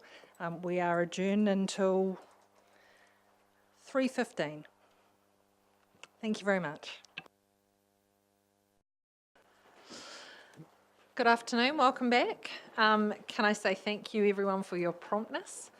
Councillors, if I could bring your attention now to item 5.12 as it is recorded in our agenda, page 78, the Hekio Hines Water Enhancement Trust. And I wish to welcome Mr. Peter Lowe, who is the chairman of the MAR Governance Group.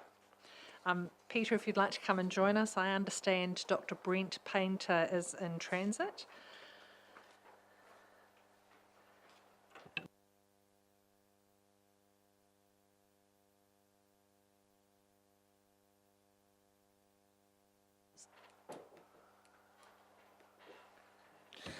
So welcome, Peter. We appreciate you coming to see us today. And if you'd like to start with an update, and then I thought I'd invite Mr. Andrew Guthrie to come and join us as well.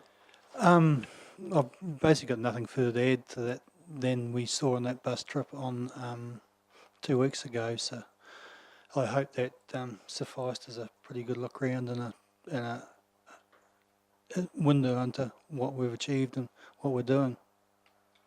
It was really appreciated that we could go on the bus trip and hear directly from members of the group and also from those directly involved. Councillors, did you have any feedback on the bus trip or any questions that arose from it? No, I know that there were a couple who were away. Councillor Alice, you were not available the day. Councillor Brown, were you with us on the bus? Yep. Okay.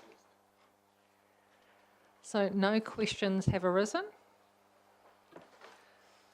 Then I will invite...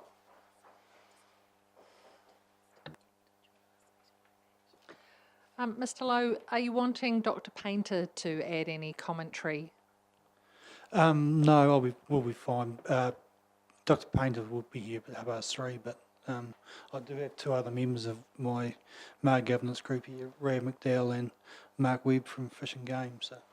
Excellent. Gentlemen, would you like to come and join us as well and see if there's anything you'd like to add from the bus trip or tell us about your experience on the MAR governance group? I'm actually just trying to tread water until Dr. Painter gets here. No, we're fine. We'll carry on.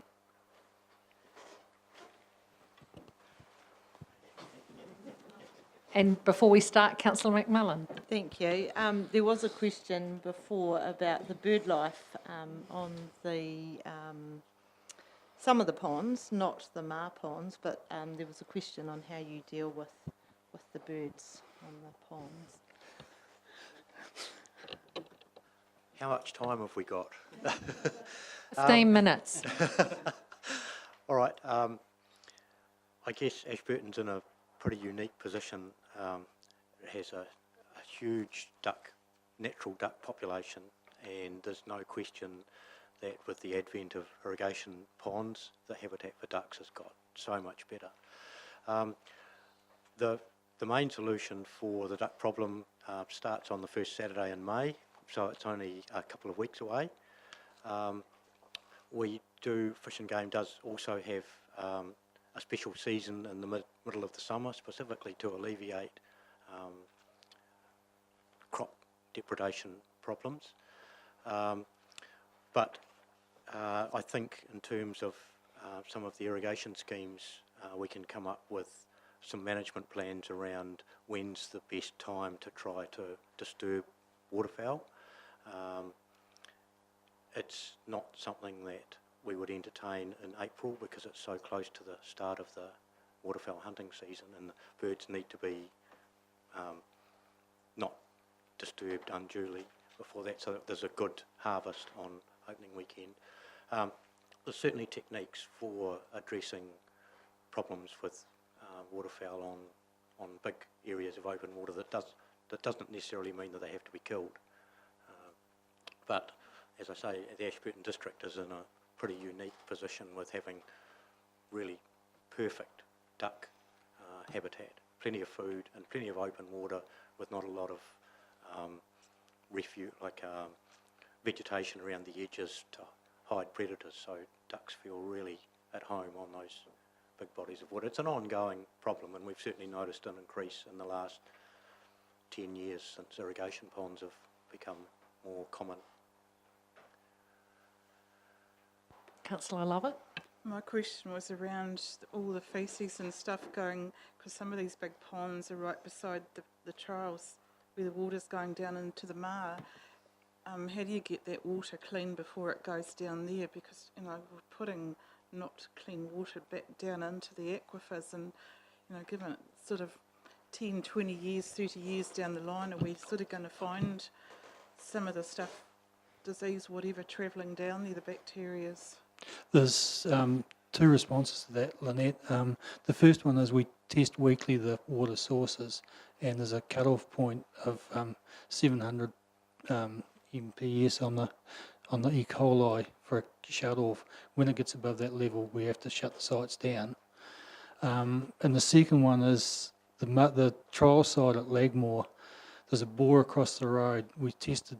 We've had a couple, I think 2 spikes of E. coli in there in the last 2 years, but we've never had a reading of E. coli on the ground in that bore, which is 20 metres away from the site.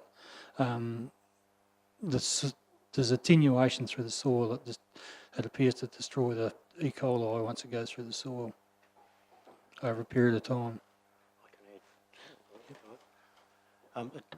It's also my understanding that E. coli generally is an indicator for the presence of other pathogens. Now, those pathogens, in terms of human health, are generated in ruminants, and ducks, not being a ruminant, don't carry those pathogens that are harmful to humans, but they still trigger an E. coli presence because they do have E. coli in their faeces. So there are tests that can be done to identify what is the source of the E. coli, whether it's waterfowl or whether it's ruminant, and that can that's something that the MAR group is considering looking at. And that was a perfect length of your answer, because I noticed that Dr. Painter has just arrived as well. So, councillors, do you have any further questions? Councillor Price. Thank you. If I could just follow up that your response about ducks not having the other pathogens, does that apply to all waterfowl, or is it specific species? I would expect it would be all waterfowl because they're not ruminants, and I think that's the issue between waterfowl and livestock. Right. E. coli. Is that right? You're getting lots of nods from Dr. Painter there. Okay, thank you. Councillor Rawlinson. Thank you. My question is around the water. When we saw the farm above Hines, where the water was coming out of a pond, I get that right, into a hole in the ground, at the time my question to myself was, is that water courtesy of the farmer that owns the pond, or is that in part of our allocation that we've granted for MAR that's somehow calculated into the pond and back out again? That's most definitely part of the calculation of MAR water. It's measured. Every site has a water measuring device on it, and that is taken into account from the percentage of that consent we use. Cool. Thank you. Councillor Ellis. Thank you, and just, my light's on. I'm just going to ask a question on the report we have here. It's got one of the first actions for the Trust is to confirm funding from the Provisional Growth Fund to support the Trust's future work. So just wondering if you've heard any more on that, because there is a risk there, obviously, because if that money's not forthcoming, then how do you progress that work you want to do without that funding? Great question, thank you. So as of about a week and a half ago, I was informed that we had ticked all the boxes required for granting money through the fund. We'd met the requirements, and there is one government minister who has a view that enough money has been spent in this district, and he is not officially part of the hope this isn't being written in a way he will see it, decision-making panel for funds of this size, but it's very important that this minister is comfortable with the decisions. And so the officials are currently working with this chairperson so that he feels more comfortable with the positive decision we believe he'll make. So the other part of the question, the risk, if it is not approved, I suppose I'm starting, is there then a risk to council if we opt for option one? Do we by default become the funder because we're then heavily involved if the provisional growth fund is not successful? No, I'm very sure that wouldn't be the case.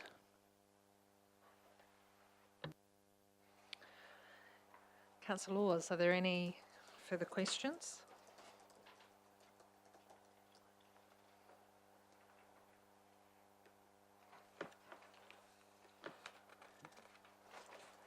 Councillor Lovett? I was just going to ask, is there a need for this trust? Because, you know, we've got the MAR group, we've got a new water strategy going on, and there's two other water things going on here. We just seem to have so many water structures. It's like we keep adding tiers and layers to it, and I kind of think at the end of the day we seem to have so much, you know, everything needs money to make it go, and where's the money coming from to get all these groups? You know, there's only so much people can give, and It's a great question. It's one we've asked ourselves many times. One answer is that we looked at various structures or entities or vehicles to hold the consents and the management to do this job, and time again we come up with a community trust was the best and the only logical method to do it. The second part of this is another MAR scheme in Southland that started with a private trust, a private company, and they've since picked up our document and they're in their community trust management.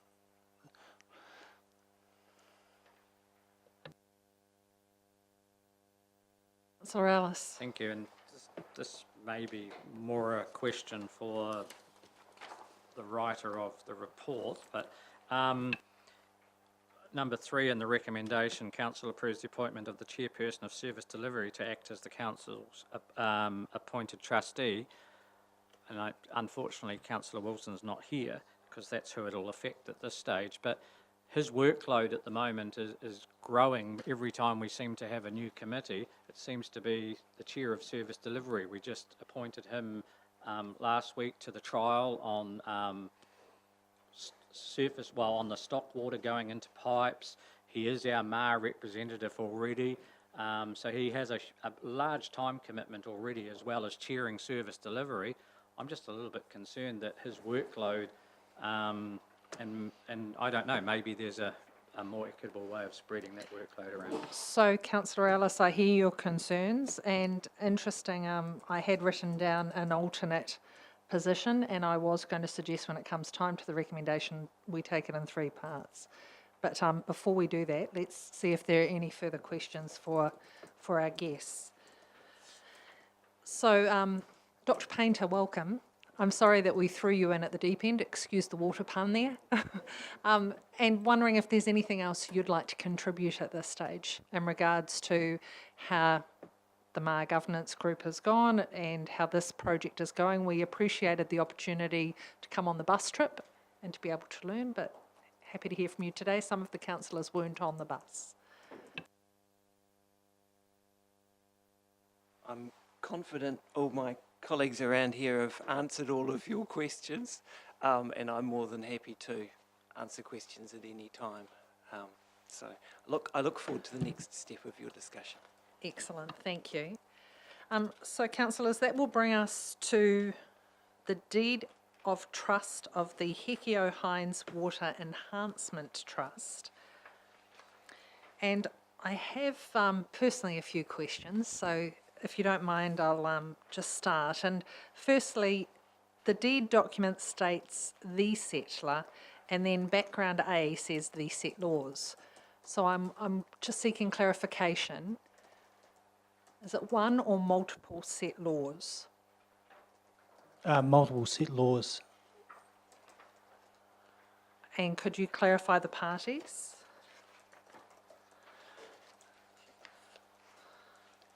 Each settler, is that the question you're asking? Yes.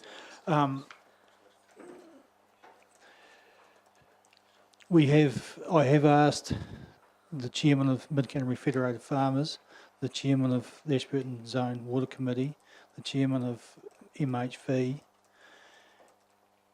and David Cagle from Environment Canterbury, and yourself as settlers. So a very wide spread of people. So thank you for that clarification. I noted in the officer's report, and perhaps Mr Guthrie, if there's room at the table, you'd like to join us as well. I noticed in the officer's report that we were one of several set laws, and yet when I look at the document, the last page number 16 of 18, there was only the one set law. So I got myself slightly confused, and I'm wondering if you could help me understand exactly what does that mean by having multiple set laws? The set laws are basically an honorary position, and that's why I've had a spread of set laws. I'm sure that last is a typo. I think in the document, one of the set laws signs on behalf of all set laws. Okay. I think that's what the single set law has got. We can check this with Alistair. Yeah. Councillor Brown. Could you then clarify what's the difference between a set law and a trustee in this instance? As I said before, set law is basically sets up the trust, and that is their only duty and obligation, and the trustees take over from there.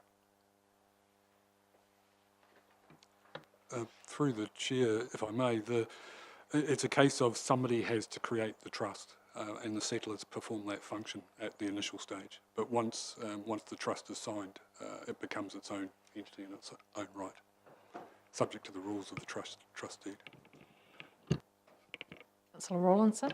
And just following on a question around that, so I'm looking at the page 16, signed by a set law in the presence of, and then a witness. So would a witness have to be one of the trustees? I can see the nod at the back of the head. No. Through you, Madam Mayor, no, anyone can witness the signature. They just have to know that it's that person.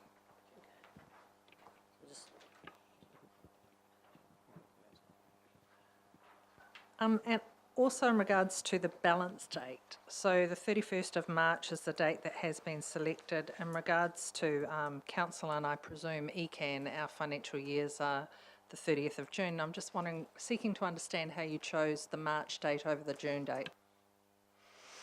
I have no idea, to be perfectly honest. It was set up through the legal fraternity. I guess that was what was common in their practice. I'm sure that could be amended if need be. Councillor Ellis, did you want to speak aloud? I was just wondering if they tried to align it more with elections, but it doesn't do that either, so it's, yeah. Councillor Price. Thank you. Just going back to the list of settlers that you gave us, Peter, you mentioned David Cagle. Is that him specifically, or is that the ECAN representative on the zone committee? Both of those sell on, reflecting the fact that David Cagle's put a considerable amount of his own time and effort into this district. Just to add to that, he is representing the current Environment Canterbury Council as a set law. So he has their agreement for him to act as a set law on behalf of the Regional Council. Yeah, thank you. Thank you, Marie. So, councillors, just so we're all doing this at the same time, if we could start at page 2 of 18. And I asked about the balance date. I, for one, would be keen to align it with council, but I'm in everyone else's hands. So if I'm alone, am I alone? Councillor Lovett? No, I'd agree. I think it should be lined with council documents. Councillor Braham? Is there a reason why I'd have to line up with council? Uh, It's not our books, it's their books. So they work from the 31st of January. My understanding is that this deed document is open for discussion. Am I correct? Yes. So Yeah, it but I could go mean- back to I their mean, committees. So I was just thinking for ease of council, and I know that council and ECAN would have the same dates, but it could be that the majority of the committee do not, or the majority of the trustees do not. I don't know what the majority date is for the group. My understanding is the date was set because of that's common with legal and a lot of legal and accounting practices. There's nothing else.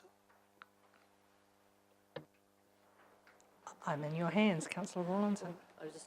Does the MAR group have a balance date as such, and is it the 31st of March? The MAR group does not hold or transfer any funds, so there's no requirement for any accounting at the moment. This is the reason for the trust, that the trust can accumulate money and be accountable for it. Councillor Ellis? Thank you. And under the report, the financial implications for council are just about nil. So I'm not sure aligning it or not aligning it makes a large difference to our organisation. And that is why we are in the debating chamber. Hamish. Through you, Madam Mayor, to that point, I think it's of little consequence whether we do or don't. So equally, at the stage of having it set up, if there is a view to align it, then this is the time to do it. If we don't, then we don't. It's of little material effect to the operation of the trust. But it is the opportunity to align it if we wish to now. Now's the time to do it. But there doesn't seem to be the support, so it's not an issue. So next, page number 3. Are there any questions? There being none, page number 4. Just under item 3.1.10, incidental matters, all things necessarily incidental to the charitable purposes described in this clause 3.1. It was my understanding that the MAR governance group, and therefore the Hekio Hines Water Enhancement Trust, was also looking at a cost structure model. Would that consideration be coming in under 3.1.10? Incidental matters? Or 3.19 that becomes affordable and cost effective to the community. Both of those. So thank you for the assurance. My real question is, do we have significant scope in the purposes of the trust to ensure that that function is fulfilled? And I'm hearing yes. I certainly believe so, and that's advice we've had from the legal counsel that put this together, plus also the legal counsel from MHV Water has also had quite a input into this too. So. Excellent, thank you. Councillors, are there any further questions on page 4? Page 5. Councillor Ellis. Thank you. Just appointment and removal of trustees. Obviously, at election time, your nominated council rep and mayor could change, the same as the ECAN appointed one could change as well. So at that particular time, there could be a number going quite quickly, obviously. So yeah, but this covers that eventuality. But it's just a risk that is in there. That's correct. It's written hopefully to provide some continuality of experience with also the opportunity for some new blood in it at the same time. However, supplementary to that, under 5.2 on page number 6, when we're referring to the length of terms of the councillors, sorry, I'm a bit ahead of myself. I'm on page 8 already, my apologies. Anything else on page 6? Page 7? Then I'll ask my question now on page 8. So on page 8, when we talk about the appointment of the ECAN and the Ashburton District Council representatives, it states that those trustees appointed under clauses 5.2.1 A, B, C, and D be eligible for reappointment for a second term of 1 year, a third term of 3 years, and a final term of 2 years. For A and B, they will not line up with our election processes. And I therefore request that the Trust consider moving A and B down to category C, where they're eligible to be appointed for 3 years at a time to line up with elections. Thank you, Don. I think that's a very good idea. Yep. Are there any further comments on page number 8?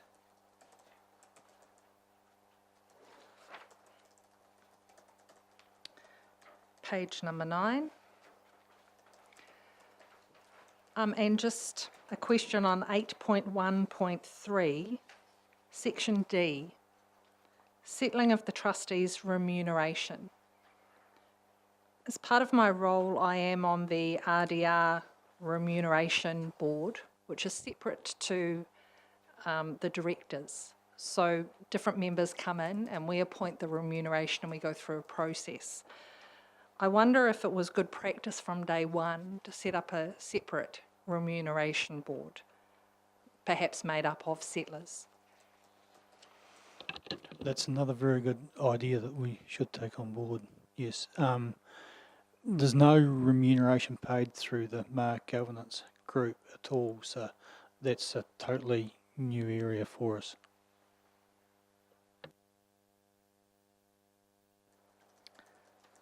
Councillors, any further comments or questions on page 9? Councillor Price. Sorry, I was just going to make a comment with regard to remuneration. If I recall correctly, it's council policy for ADC representatives to not accept remuneration. Is that correct? And would that be the case on this as well? That would be my understanding, but that's our internal policy as opposed to... Sorry, when I say not to accept, I understand that ADC accepts it, but it doesn't get passed on to the individual. Yes. Page number 10. Page 11. 12. 13.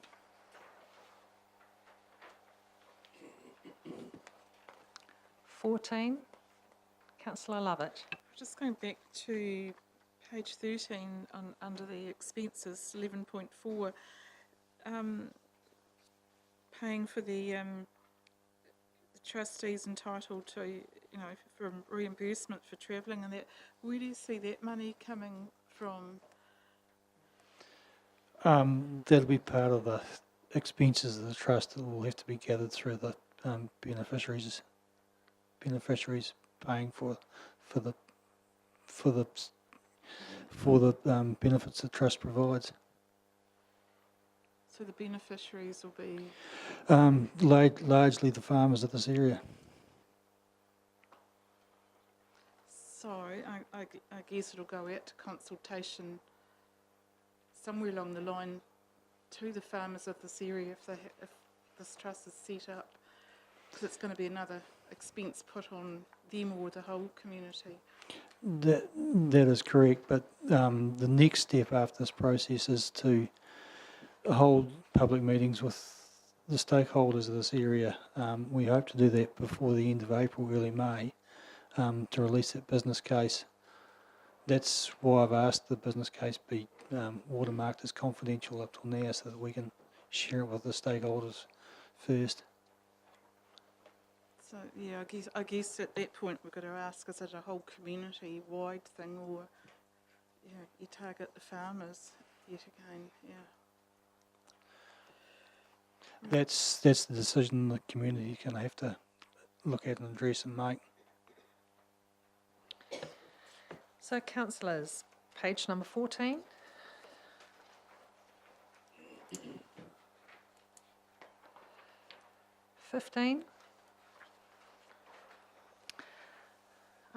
Mr. Lowe, I just have a question, please, under 15.2, the surplus property.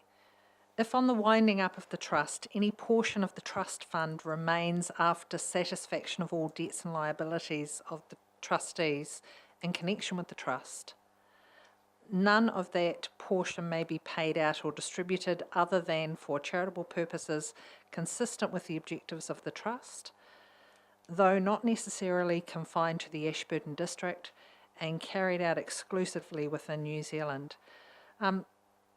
Struggling a little bit with the though not necessarily confined to the Ashburton District. I'm actually quite keen that it stays in the Ashburton District. And in regards to the and carried out exclusively within New Zealand, is there any way that we could consider removing that part too? I'm quite happy leaving it within the Ashburton District. I think my understanding is that that would pertain to some of the intellectual property the trust might hold, so that that can be shared wider than the Ashburton District.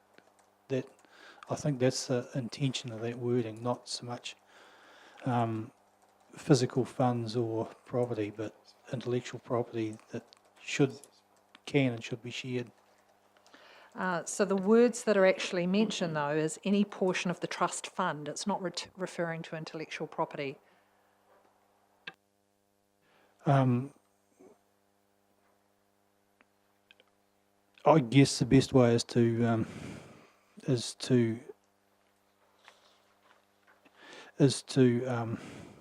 word it to how you said. So my intention was to remove, though not necessarily, and remove and carried out exclusively within New Zealand. The rest I was actually quite satisfied with. Yep, no, I'm happy with that.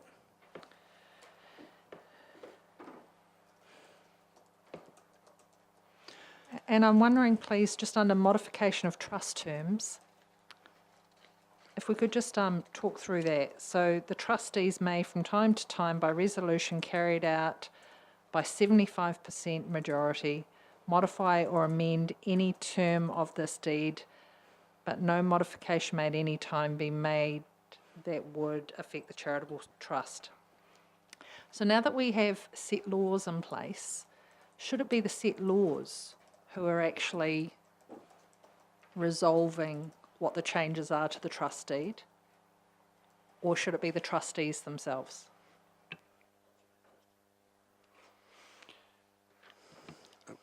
Through the chair,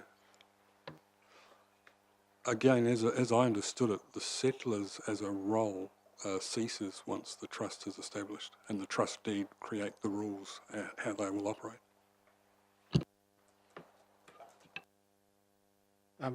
But through you, Madam Mayor, one of the ways in which, if the intention of that question was to protect the interests of the council in relation to this trust deed, it could be, and I guess your view is important, Peter, that while we want 75% of the trustees to agree, that one of those trustees has to be that appointed by the Ashburton District Council. And the rationale for this is that as a set law for this trust and as an interested party in this entire project, we actually get the deed into a shape that it suits and we're happy with and we understand, and then we find that over time the trustees can change it without our agreement. So we don't want to hold that up to be spiteful, but if we could have 75% of the trustees and that must include the Ashburton Council appointed trustee, that would give effect, I think, to the issue the Mayor was raising. I think it's a very good idea. Thank you. Thank you both very much for articulating it so well. Councillor Brown. Yes, question. Beneficiaries, you mentioned the beneficiaries are the farmers, but it may not be the farmers. The beneficiaries might be the people of the Ashburton District, but the trust is silent on the beneficiaries. Should it be silent, or should it mention who the beneficiaries are now? We haven't identified all the beneficiaries or how that might be split through our MAR governance group yet. It's one of our terms of references, is one of the pieces of work we haven't finished yet. Wouldn't the beneficiaries be the people of the Ashburton District? And It's Councillor Brown. Sorry, can I just get you to talk into the microphone? Thank you. wouldn't the beneficiaries be the people of the Ashburton District? And then when you're working on who's going to pay for your the MAR projects, that'll be different to the beneficiaries. Could be different. Yeah, the beneficiaries of the work of the trust is basically all those groups, all those people, all those areas that fall within the purposes of the trust, because they're going to be the ones that benefit from those purposes. The issue we're talking about now, I think, almost is the funders of the trust, and just how that funding should be spread, really. It could be two different peoples, funders and beneficiaries. It could well be. In my view, it could be, but there need to be a fair element of those who benefit contribute. And we've still got to work through that as the business case. That's one of the tasks of the trust, is to work out who the funders of the trust will be. Yeah. Yeah. And that's part of the business case we're preparing. Yeah, which is separate to the beneficiaries. We all benefit from. Yeah, the benefits will be right across, well, we believe the benefits are going to be right across the whole community for a number of reasons, whether it's amenity values, in-stream values, groundwater values. So it's going to be, the benefits will be widespread. So the beneficiaries are the people of the Ashburton District. Yeah.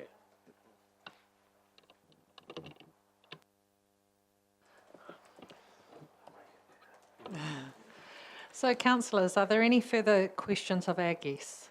Councillor Brown. I hear what Councillor Brown said. We are the beneficiaries, but we might also be the ones who are paying for it. So I just want to put that part as well. So are there any further questions for our guests from the Hikio Hines Water Enhancement Trust?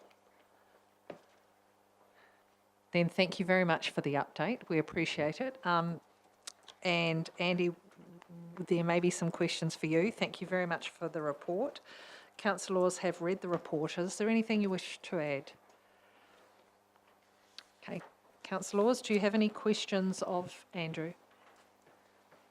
Councillor Price. Thank you, Mr. Guthrie. I've read your report several times over. I can't see any reference to what happens to, or the relationship between the MAR governance group and this proposed trust. I don't have an understanding of how they relate to each other. Can I answer that, please, Selwyn? The intention was that the MAR governance group wind up. Their job is pretty much done. And sorry, so just let me just clarify. This trust would then take over the role of, not the role, but it would take over the management of the MAR projects. That is correct. Okay, thank you. Thank you. And just to put on the record, I made a statement earlier today, Mr. Lowen, I've already advised you that I mentioned I'd received 2 lots of minutes for the MAR governance group. In fact, we've checked that out. I've had 4 sets of minutes. So that's from the 24th of August I started receiving those minutes after you gave me the commitment to do so. Thank you very much. Are there any further questions, councillors, of the report?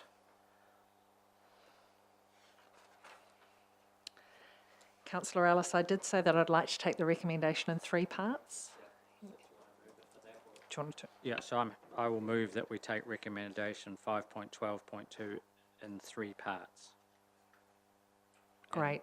And with that, I'm happy to move number 1, that Council endorses the formation of the charitable trust to be known as the Hikio Hines Water Enhancement Trust.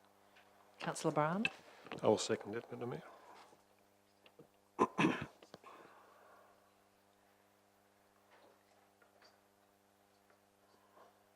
And that is subject to the amendments as we've discussed?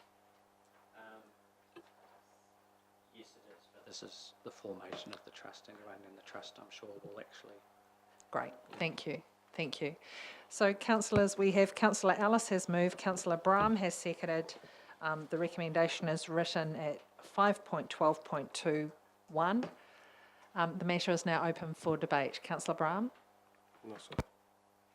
Okay. There being no debate, I'll put the recommendation. I'm in favour. All in favour, please say aye. Aye. Against? Carried. Part 2. Councillor Brown. Madam Mayor, I'm quite happy to make the recommendation, or move the recommendation 5.12.2.2. God, it's a mouthful, as it stands. Councillor Brown, just in regards to the wording though, where it states that council approves the mayor acting and signing on behalf of council as set law, do you think we need to identify that it's as one of the set laws? Yeah, through the chair, I think you could quite easily add a settler if you wish. That's A, yes. A set law? Yeah. Yep. Councillor Brown, are you happy with that change? Yeah. Great, thank you. Councillor Rawlinson? And I'm happy to second it with that change included. Okay, the matter is now open for debate. Councillor Price? I'd like to know if we've taken legal advice on this and what the legal liability is of the mayor acting as a settler. So could I direct your attention, please, to the report? And it's on page number 80, and it's the 4th paragraph that starts with the trust deed has been subject to council's own legal review. So yes, it has, advice has been taken. Mr. Guthrie, is there anything you wish to add? Through Madam Mayor, no, that advice was that the set laws, as Andy has advised, role essentially ceases with the formation of the trust. The one thing that we have done here is to say that the set laws now act in the capacity as a remuneration subcommittee. So while that sees an ongoing role for us as a set law, we can't imagine that it exposes us to any liability. Certainly as a normal set law, the setting up of the trust, the granting of the property rights, whatever those words are, that liability is essentially ceases with the formation of the trust. So there's no ongoing liability as set law. Are there any further questions? Then as written, it has been moved by Councillor Brown, seconded by Councillor Rawlinson. I'm in favour. All in favour, please say aye. Aye. Against? Carried. Now, apologies, I said as written. It was as a set law, as discussed. Sorry, I missed the word a. And then to the final part, that council approves the appointment to act as council's appointed trustee. Now, councillors, if I may be so bold, I see this work as extremely important for the district. I thank those who have done the work thus far, and I know that leadership is imperative on this matter going forward. And I recommend that it is actually the position of mayor that is appointed onto the Hekio Hines Water Enhancement Trust. That will be a positional appointment for the going forward for the trust deed. Oh, sorry, not necessarily for the trustee, my apologies, but for council. It's our recommendation. But just to give you some time to ponder that, unless there are other names, or if you're happy with the recommendation as it's written, which is Chairman of Service Delivery Committee. Councillor Ellis, I take on board your earlier comments that Councillor Wilson has been inheriting quite a bit of work. Councillor Brown. Madam Mayor, it's on the moment standing as the chairperson of service delivery. We might not have the same person there next year, so it might be quite easy for another person taking it over. So I'm not really A or B, because it's there, because he's got a big workload. He might not be back next year, or he might be happy to carry on. Councillor Price. I think the concerns that Councillor Ellis has raised are quite valid, because most of those appointments, with the exception of the Zone Committee, have been as the chairperson of the service delivery, not as Councillor Wilson, the individual. So I think whoever is chair of service delivery would take on a fairly, after any election, would take on a fairly hefty workload. So councillors, could I just remind you, while we've discussed the deed of trust of the Hekio Hines Water Enhancement Trust, which states that there will be a representative as trustee from the Ashburton District Council. What we are talking about in this recommendation is who will hold that position between now and the end of term. And when the new term of council come in, they will decide who the appointment is. All I'm trying to do is give strong leadership at the start and formation of this to get it through to election time. Councillor Ellis. Thank you. So just to clarify what you said, in the trust deed, it just says there will be a representative. Okay, so we could have that recommendation that there's a representative, and then it doesn't have to be probably here today. We decide who that is, maybe, unless you really want it nailed down. So, Mr. Lowe, when are you expecting this trust to form, and when do you imagine that the first meetings and commitments will start? I hope we can have some action on settling this trust within a month. Okay. So another month after that for a formal start off. Any successful PGF funding funds will come into the trust. The trust will have to be activated for that to happen. And can I just remind you, councillors, that the PGF applications are presented to the Mayoral Forum, and the role of advocating for the community and making sure that we're flying our flag is also something that fairly and squarely falls in the lap of the Mayor sometimes. Councillor Ellis. Thank you. So if you take your recommendation, which was the appointment of Mayor, you'd have to have or alternate because of the workload. Once again, the Mayor has, there are various meetings. As you know, you travel to Wellington regularly, which may clash with the trust meetings. Do you see there could be an issue there? Absolutely, there could be, but until I've seen a timetable. But I think that's a very good point. Yes. Yes. I am extremely honoured that the Mayor has put a name forward to be on the trust. I think it's a brilliant show of leadership and a commitment to the job we're trying to do. So thank you very much. Robinson? Just following on from Councillor Ellis, would it be prudent to appoint the Mayor, but also for the Mayor to be able to delegate the Chair of Service Delivery as the alternate? Yes. Could I just one of two. Through you, Madam Mayor, I'm not sure. As I glance at Tanya, I'm not sure if there is such a thing as an alternate trustee. I don't think that thing exists. So the trustee is going to be the trustee, and if the trustee can't make that meeting, then that trustee doesn't go. But I don't think that, and I see nodding from Tanya. So the caution here is that we can get that clarified formally if Council wishes, but it's certainly a reservation I would have that an alternate trustee is not a real thing. Alternatively, we're talking between now and the election, and we're talking about perhaps liaising and making sure that any intended dates are locked in and agreed early. That's exactly correct, yes. Councillor Brahm. Madam Mayor, would it be easier and better for us to use the CEO in that position? Is that an option?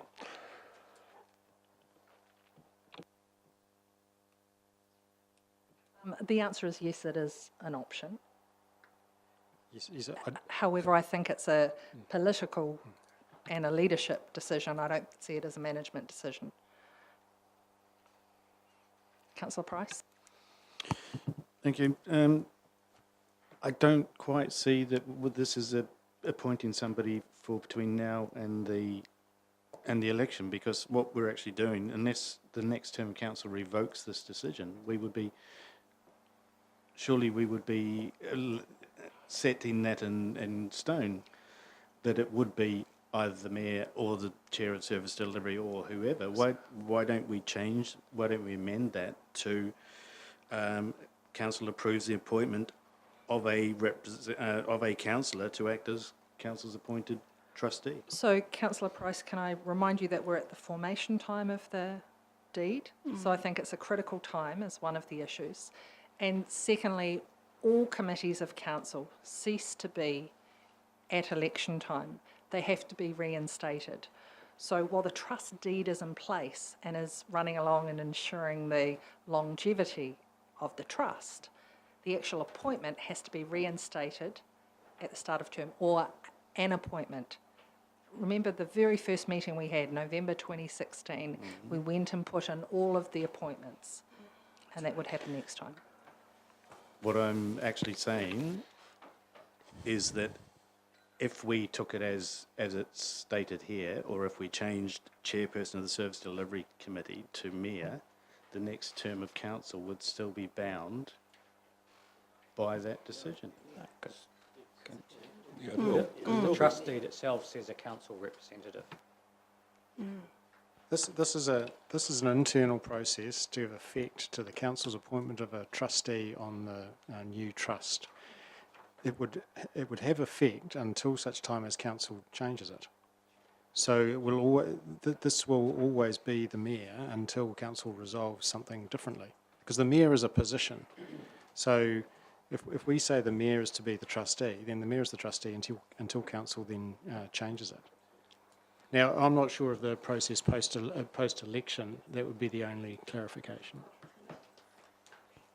So my understanding is that yes, certainly committees cease to be, but other appointments that have been mayoral appointments have continued. It's the position rather than the person. The clarification, Councillor Bell. Just for clarification, is this the kind of role of the mayor that you can deputise as well? No. Thank you for clarifying. Councillor Brown. I have no problem with the mayor being on there, but if the mayor's going to be on there, the mayor needs to be at the meetings. So you need your timetable, and you need to fit your timetable around it, so you're on the and there. So it takes priority. Yeah, I'm just going to move. And I'll move to that effect. Councillor Brown. Councillor Lovett. If Councillor Brown's moved that, I'm quite happy to second it, that you're eager to go on there, and I think we should appoint you, the mayor, Thank to you. this position. Councillor Bell. I was just about to second it. Thank you. So the matter is now open for discussion. There being none, I'll put the recommendation. I'm in favour. All in favour, please say aye. Aye. Carried. So before you leave, gentlemen, thank you very much for the work that you've done getting us this far. I know that it hasn't been easy. And I also recognise that it's been a huge and significant workload, but it is for the betterment of the district that you're doing it, and we appreciate everything that you've done. I'd just like to sincerely thank the council for their support and cooperation. It's very, very heartening to work with you. And as I said before, I'm honoured to have the mayor to be part of the HH Week Trust. Thank you very much. And we will make changes to that document as quickly as I can and get those. Thank you very much. Thank you all for your time.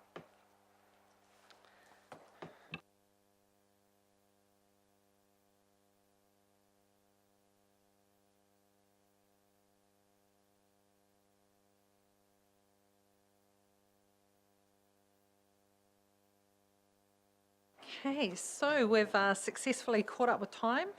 It is now my great pleasure to welcome members of the Ashburton District Youth Council. And Verity, great. Sorry, can I just get you to use the microphone? Thank you. I'd just like to introduce the members of the Youth Council. We don't have all of them here today, but we do have a strong representation, and they've got a couple of presentations that they would like to share with you, and we'll just get that set up now. Excellent. And while you're setting up, could I apologise? We do not have all of our council here today either. So apologies from Councillor Reveley, Wilson and Rawlinson.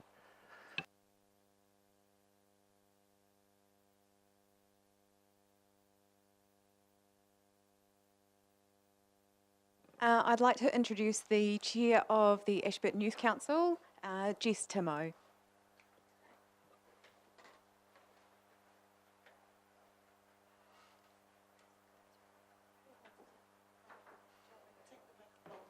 And Jess, just to let you know, we've recently started streaming our meetings. So behind you is a camera which will capture you all. And it should flip over to your presentation now so that the people watching at home can actually see your presentation. But we need for you to speak loud and proud into the microphone.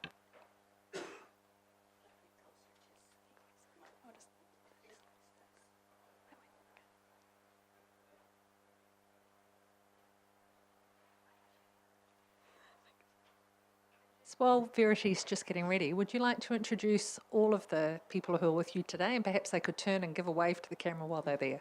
Of course. So to my left, I have Teresa Hiradawini. I have Kaven, Jade, Lusangu, and Paige. I recently attended a meeting and Paige was asking about Lime scooters as well, so I'm sure that's something we'll cover today. Absolutely.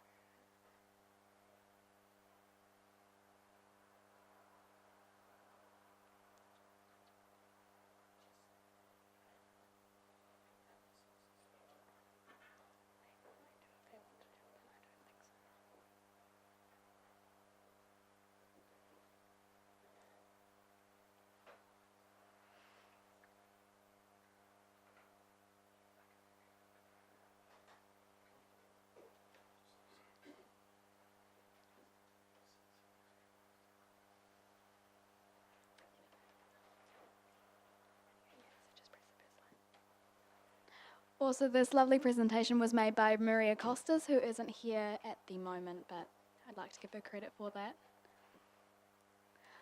So we are the Ashburton Youth Council, a team of 12, and only about 6 of us are here today. We did begin with only about 5.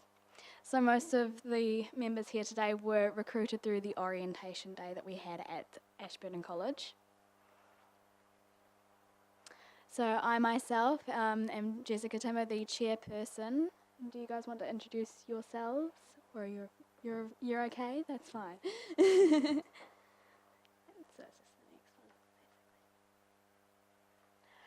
So what we're about, our values as a council that we have been discussing are positivity, teamwork, enthusiasm, and reliability.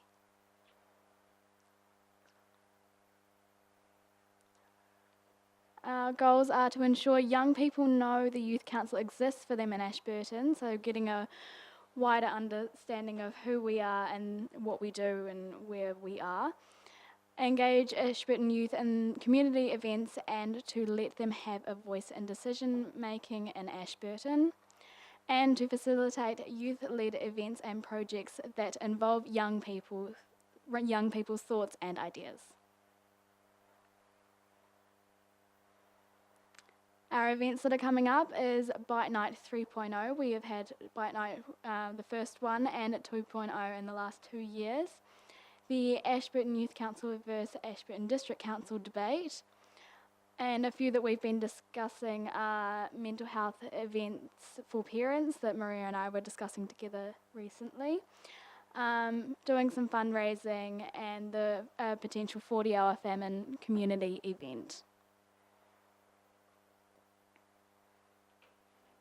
So this is when we went to Activate last weekend, which was an event for all of the youth councils and youth groups around the South Island to get together and go through different workshops and things like that, just to get a better understanding of who each other are and what we can do in our own communities and in our own youth councils. So we had inspirational speakers and many powerful group discussions.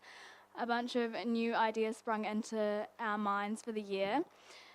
We connected and met with other youth councillors in the South Island and learned and became informed about so many different topics through unconference sessions that we did on our last day.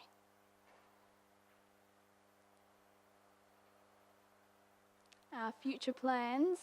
As a council, we are wanting to produce a safe space hangout for younger people, just like us, where they can chill out if they need to get away from wherever they are, and by no means we don't, sorry, I can't read that properly.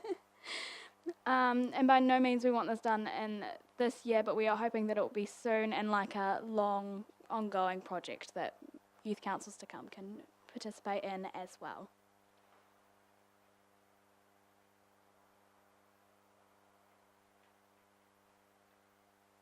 Our finale, there's just some photos from the things that we've been doing recently.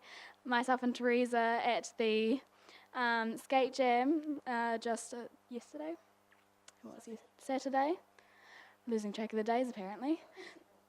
So a couple of those are from that, and the other ones are from Activate from last weekend. Thank you. Yep. And So now I'm just going to ask councillors if they have any questions, and Councillor Ellis has turned his light on, so he's first. Fantastic, and thank you for your presentation. I used to be the council rep on the Youth Council and was part of designing your logo you have there as in our term of when I was there. But you're looking for a safe place for young people to hang out.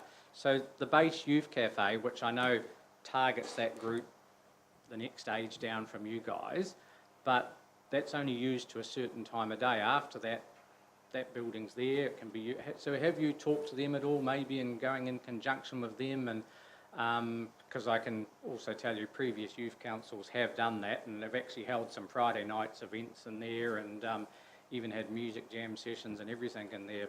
But it is a good space to hang out, and it'd be nice to see it utilised more. So I'm just wondering if you have thought about using that space. we haven't yet, because this was a topic that came up very recently, so I've been planning a few subcommittee meetings to do with my youth council these holidays so we can discuss things like that, so we would definitely take that on board because that's a wonderful idea. Councillor Price. Thank you. I see that one of your goals is involvement in decision making.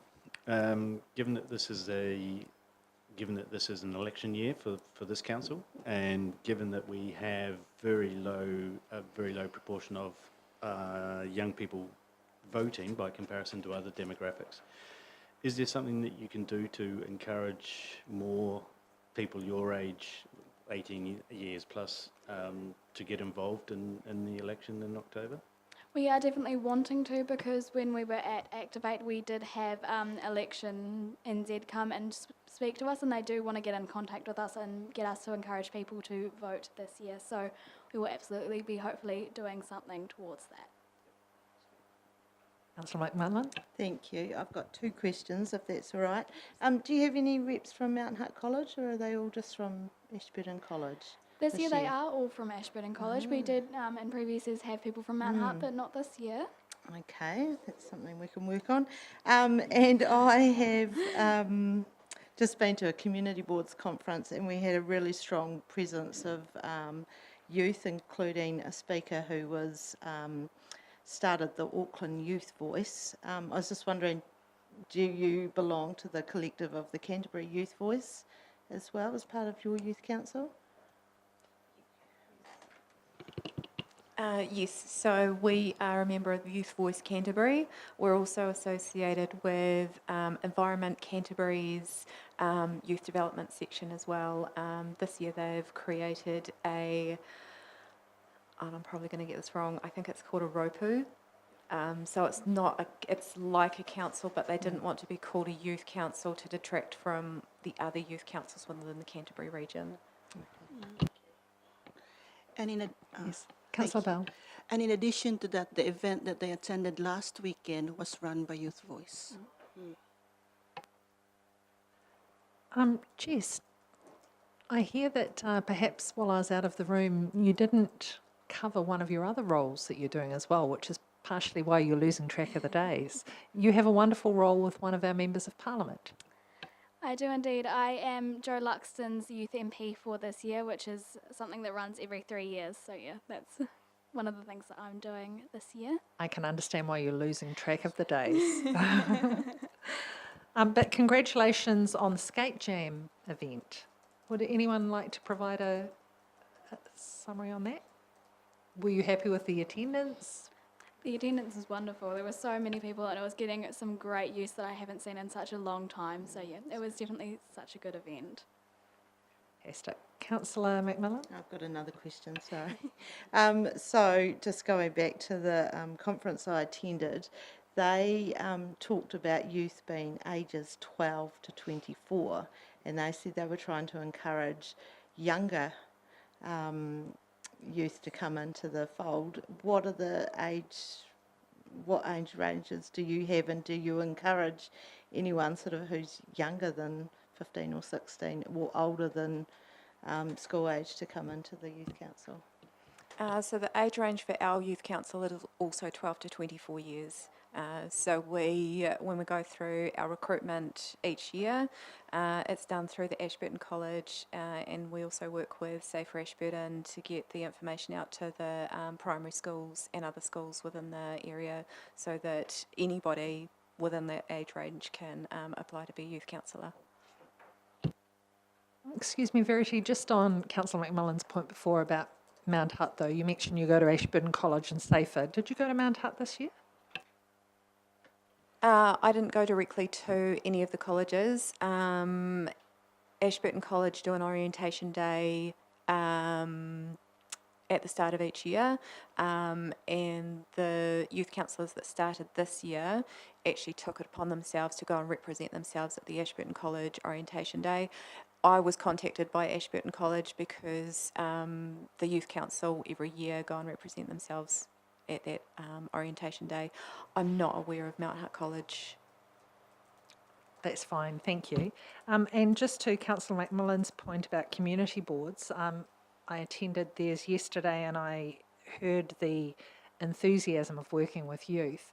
I'm wondering if there's an opportunity, if a community board meeting was to fall on a school holiday day, if there's an opportunity that the youth council would like to go and present to the community board. I know that they have some discretionary funds and they're always looking for things to do in Methven, and perhaps there's an opportunity that the youth council could do something for Methven youth.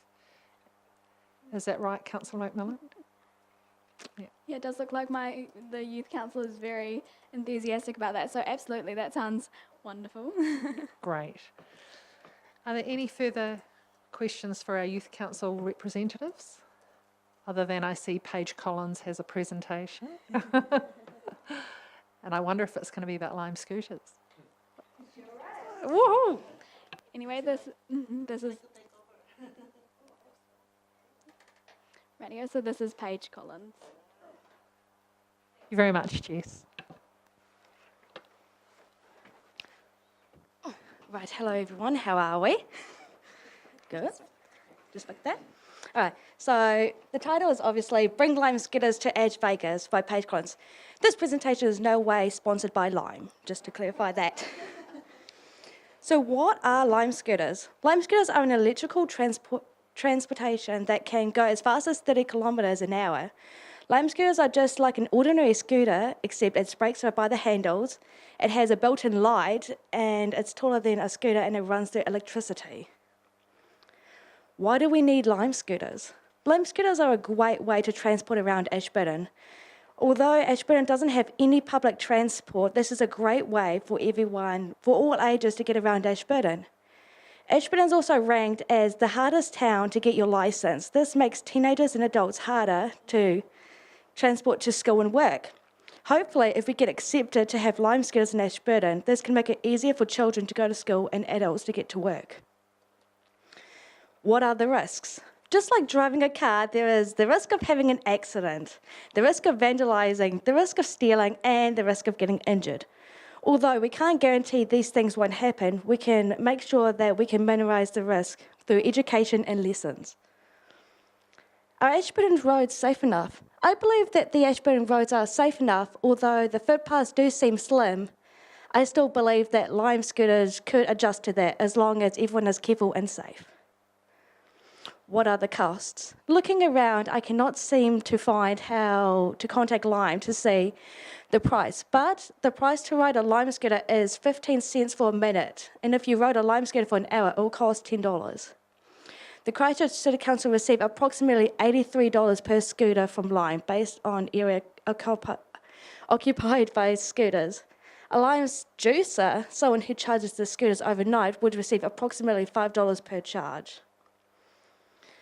In conclusion, although I wasn't able to find any contact details for Lime, I would work really hard to get Lime scooters in Ashburton. I also found a petition, and if we get enough people to sign up, then maybe we could have a chance of getting Lime scooters in Ashburton. Lime have recently made a submission to Ashburton District Council to operate in their district. Oh, hang on, let me go back. Voila!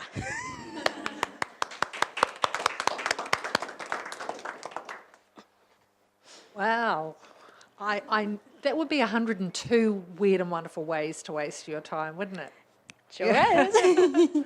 Can I say congratulations on your presentation? Thank you. Councillors, do you have any questions around the Lime scooters? Councillor Lovett. I was just going to say it might solve a problem with their bridge if everybody in Tynwald had a lime scooter. I know. Came over. You'd have 15,000 movements less on the footpath. Councillor Price. Thank you for that, Paige. Given that lime scooters can go, or any electric scooters for that matter, can go up to 30 kilometres an hour, and that the law in New Zealand requires those on bicycles to ride on either on the road or on bike in cycle lanes and wear a helmet, do you think it would be appropriate to apply the same rules to scooters? Yes, I would. I also looked at the Lime website around yesterday, and I did actually see that they do advertise people to use helmets and to kind of go the speed that bicycles and walkers go. So if it does go through, we can post, you know how in the park it says like you can only go 10 kilometres and you have to wear helmets. I thought we could do that around the district as well, just to let people know. Councillor Ellis. Thank you, and you're saying you had a look at their website, and thank you for the presentation. Really intriguing, they have no contact details. It's just like, it seems most bizarre. I know. So how are you going to pursue them? Honestly, I'm going to have to do a little bit more digging and maybe get the yellow page and see if I can try and find something in there and give them a ring and say, can we have lime scooters in Ashburton, please? Yeah. Just as a suggestion, maybe you contact one of those councils that already have them. Yeah. Councillor Ellis, your light's gone. Sorry, and yeah, maybe one of those councils will have their contact details and you can follow up from there. No, perfect. Yeah, I'll do that. Yeah, that sounds great. Great search. Yeah, no. Councillor Brown.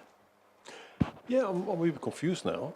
For starters, we're going 30 k's on the lime scooter, it's great. And then later on you said, no, we're going as fast as everyone is walking. Why do you need a lime scooter then? Need the lime? Well, because let's say, right, you need to go to work and, oh no, I'm running late. You can at least go like as fast as that. Obviously, it's not recommended, but it's still just a great way to transport everywhere. You should be on council, you've got a good answer. Councillor Urquhart. Should it be footpaths or bicycle lanes they're used in, or both? I think I looked and it did say that you can use both, but I'm going to have to do a bit more research. But I do think it's a little bit unsafe to kind of have it mainly on the footpath, but I do presume that I did see on the website that it was also for bike lanes. So I'll just have to double check on that. If I could just supplement, your choice, Mm-hmm. be footpath or the road? Probably the road. Councillor McMillan. Thank you. There is another company that does e-scooters besides Lime, and I've called Blip Scooters. They may be worth having a wee look at as well, and they do look like they have contact details. They have a website, so they probably have contact details as well. Actually, that raises a good point. If councillors want to get in touch with the Youth Council, you actually have a social media platform as well. Is that correct? Yes, we do. So we've just opened up an Instagram, and it's called, is it just called Ashburton Youth Council? Ashburton_Youth Council, and we also have do we still have an email address? A Facebook, yes. We should still have that Facebook page, and it still should be called Ashburton Youth Council. Excellent. So the presentation that you've just given us today, will that be available on both platforms if someone wants to go and have a look? Yes, I will upload it. Fantastic. Councillor Bell. I just want to add as well that for Paige, you've made a connection with other youth council last weekend. They might be able to give you some ideas as well. Yes, no, they should be. I posted on Facebook about the Youth Council, and I also posted about their petition for the lime scooters as well. So I kind of had to open it. I mentioned that I'm part of the Youth Council and that I'm doing as a presentation for all of us, and yeah, so give a nice wee shout out. Excellent. So are there any further questions? So while we have the rest of the council here, would anyone else like to speak? Thank you very much.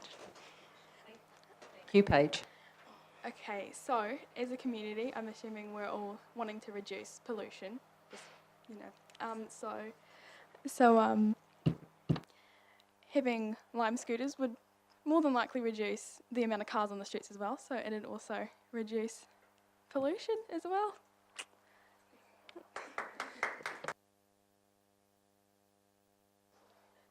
Would anyone else like to add any comments? No? So in regards to progressing this suggestion, my advice to the Youth Council would be to prepare a recommendation and put it to Finance and Business Support would be the best path. Do you agree, Councillor Ellis? It's your committee, your subcommittee? I think they'd first have to get an indication of interest from one of the e-scooter companies, who would then have to come to council and ask our permission to, because if we got a recommendation from the Youth Council, I'm not sure what we could do, because we can't suddenly grow scooters on the streets. So well, that's true, but it's just a matter of making sure we capture the request Yes. and work out how best we can investigate. And I'm sure there'd be a lot of fun at the skate park. Councillor Brown. Other councils have gone into commercial arrangements with these scooter companies, so we would do the same if they turned up here, wanted to turn up here. Councillor Lovett. Just looking on the photos up there, the caravan and the barbecue, that's the council's new unit that goes out for the enviro waste with all the rubbish bins in it, and there's a barbecue on the end of it. It had its christening on Saturday. It is a great thing. So they're going to do education out of it as well. So, yeah. So great that we had that to report on. What's the next big thing? What's the next big event for the Youth Council?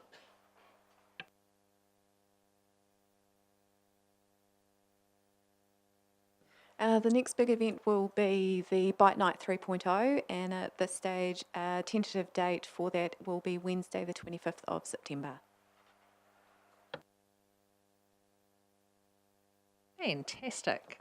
Well, can I say thank you all very much for coming to see us today. We've appreciated the update. Nice to see you here, and nice for you to see where we do our decision making as well. So thank you. Keep up the great work, and excited to progress some of the ideas that you've got as well. Thank you.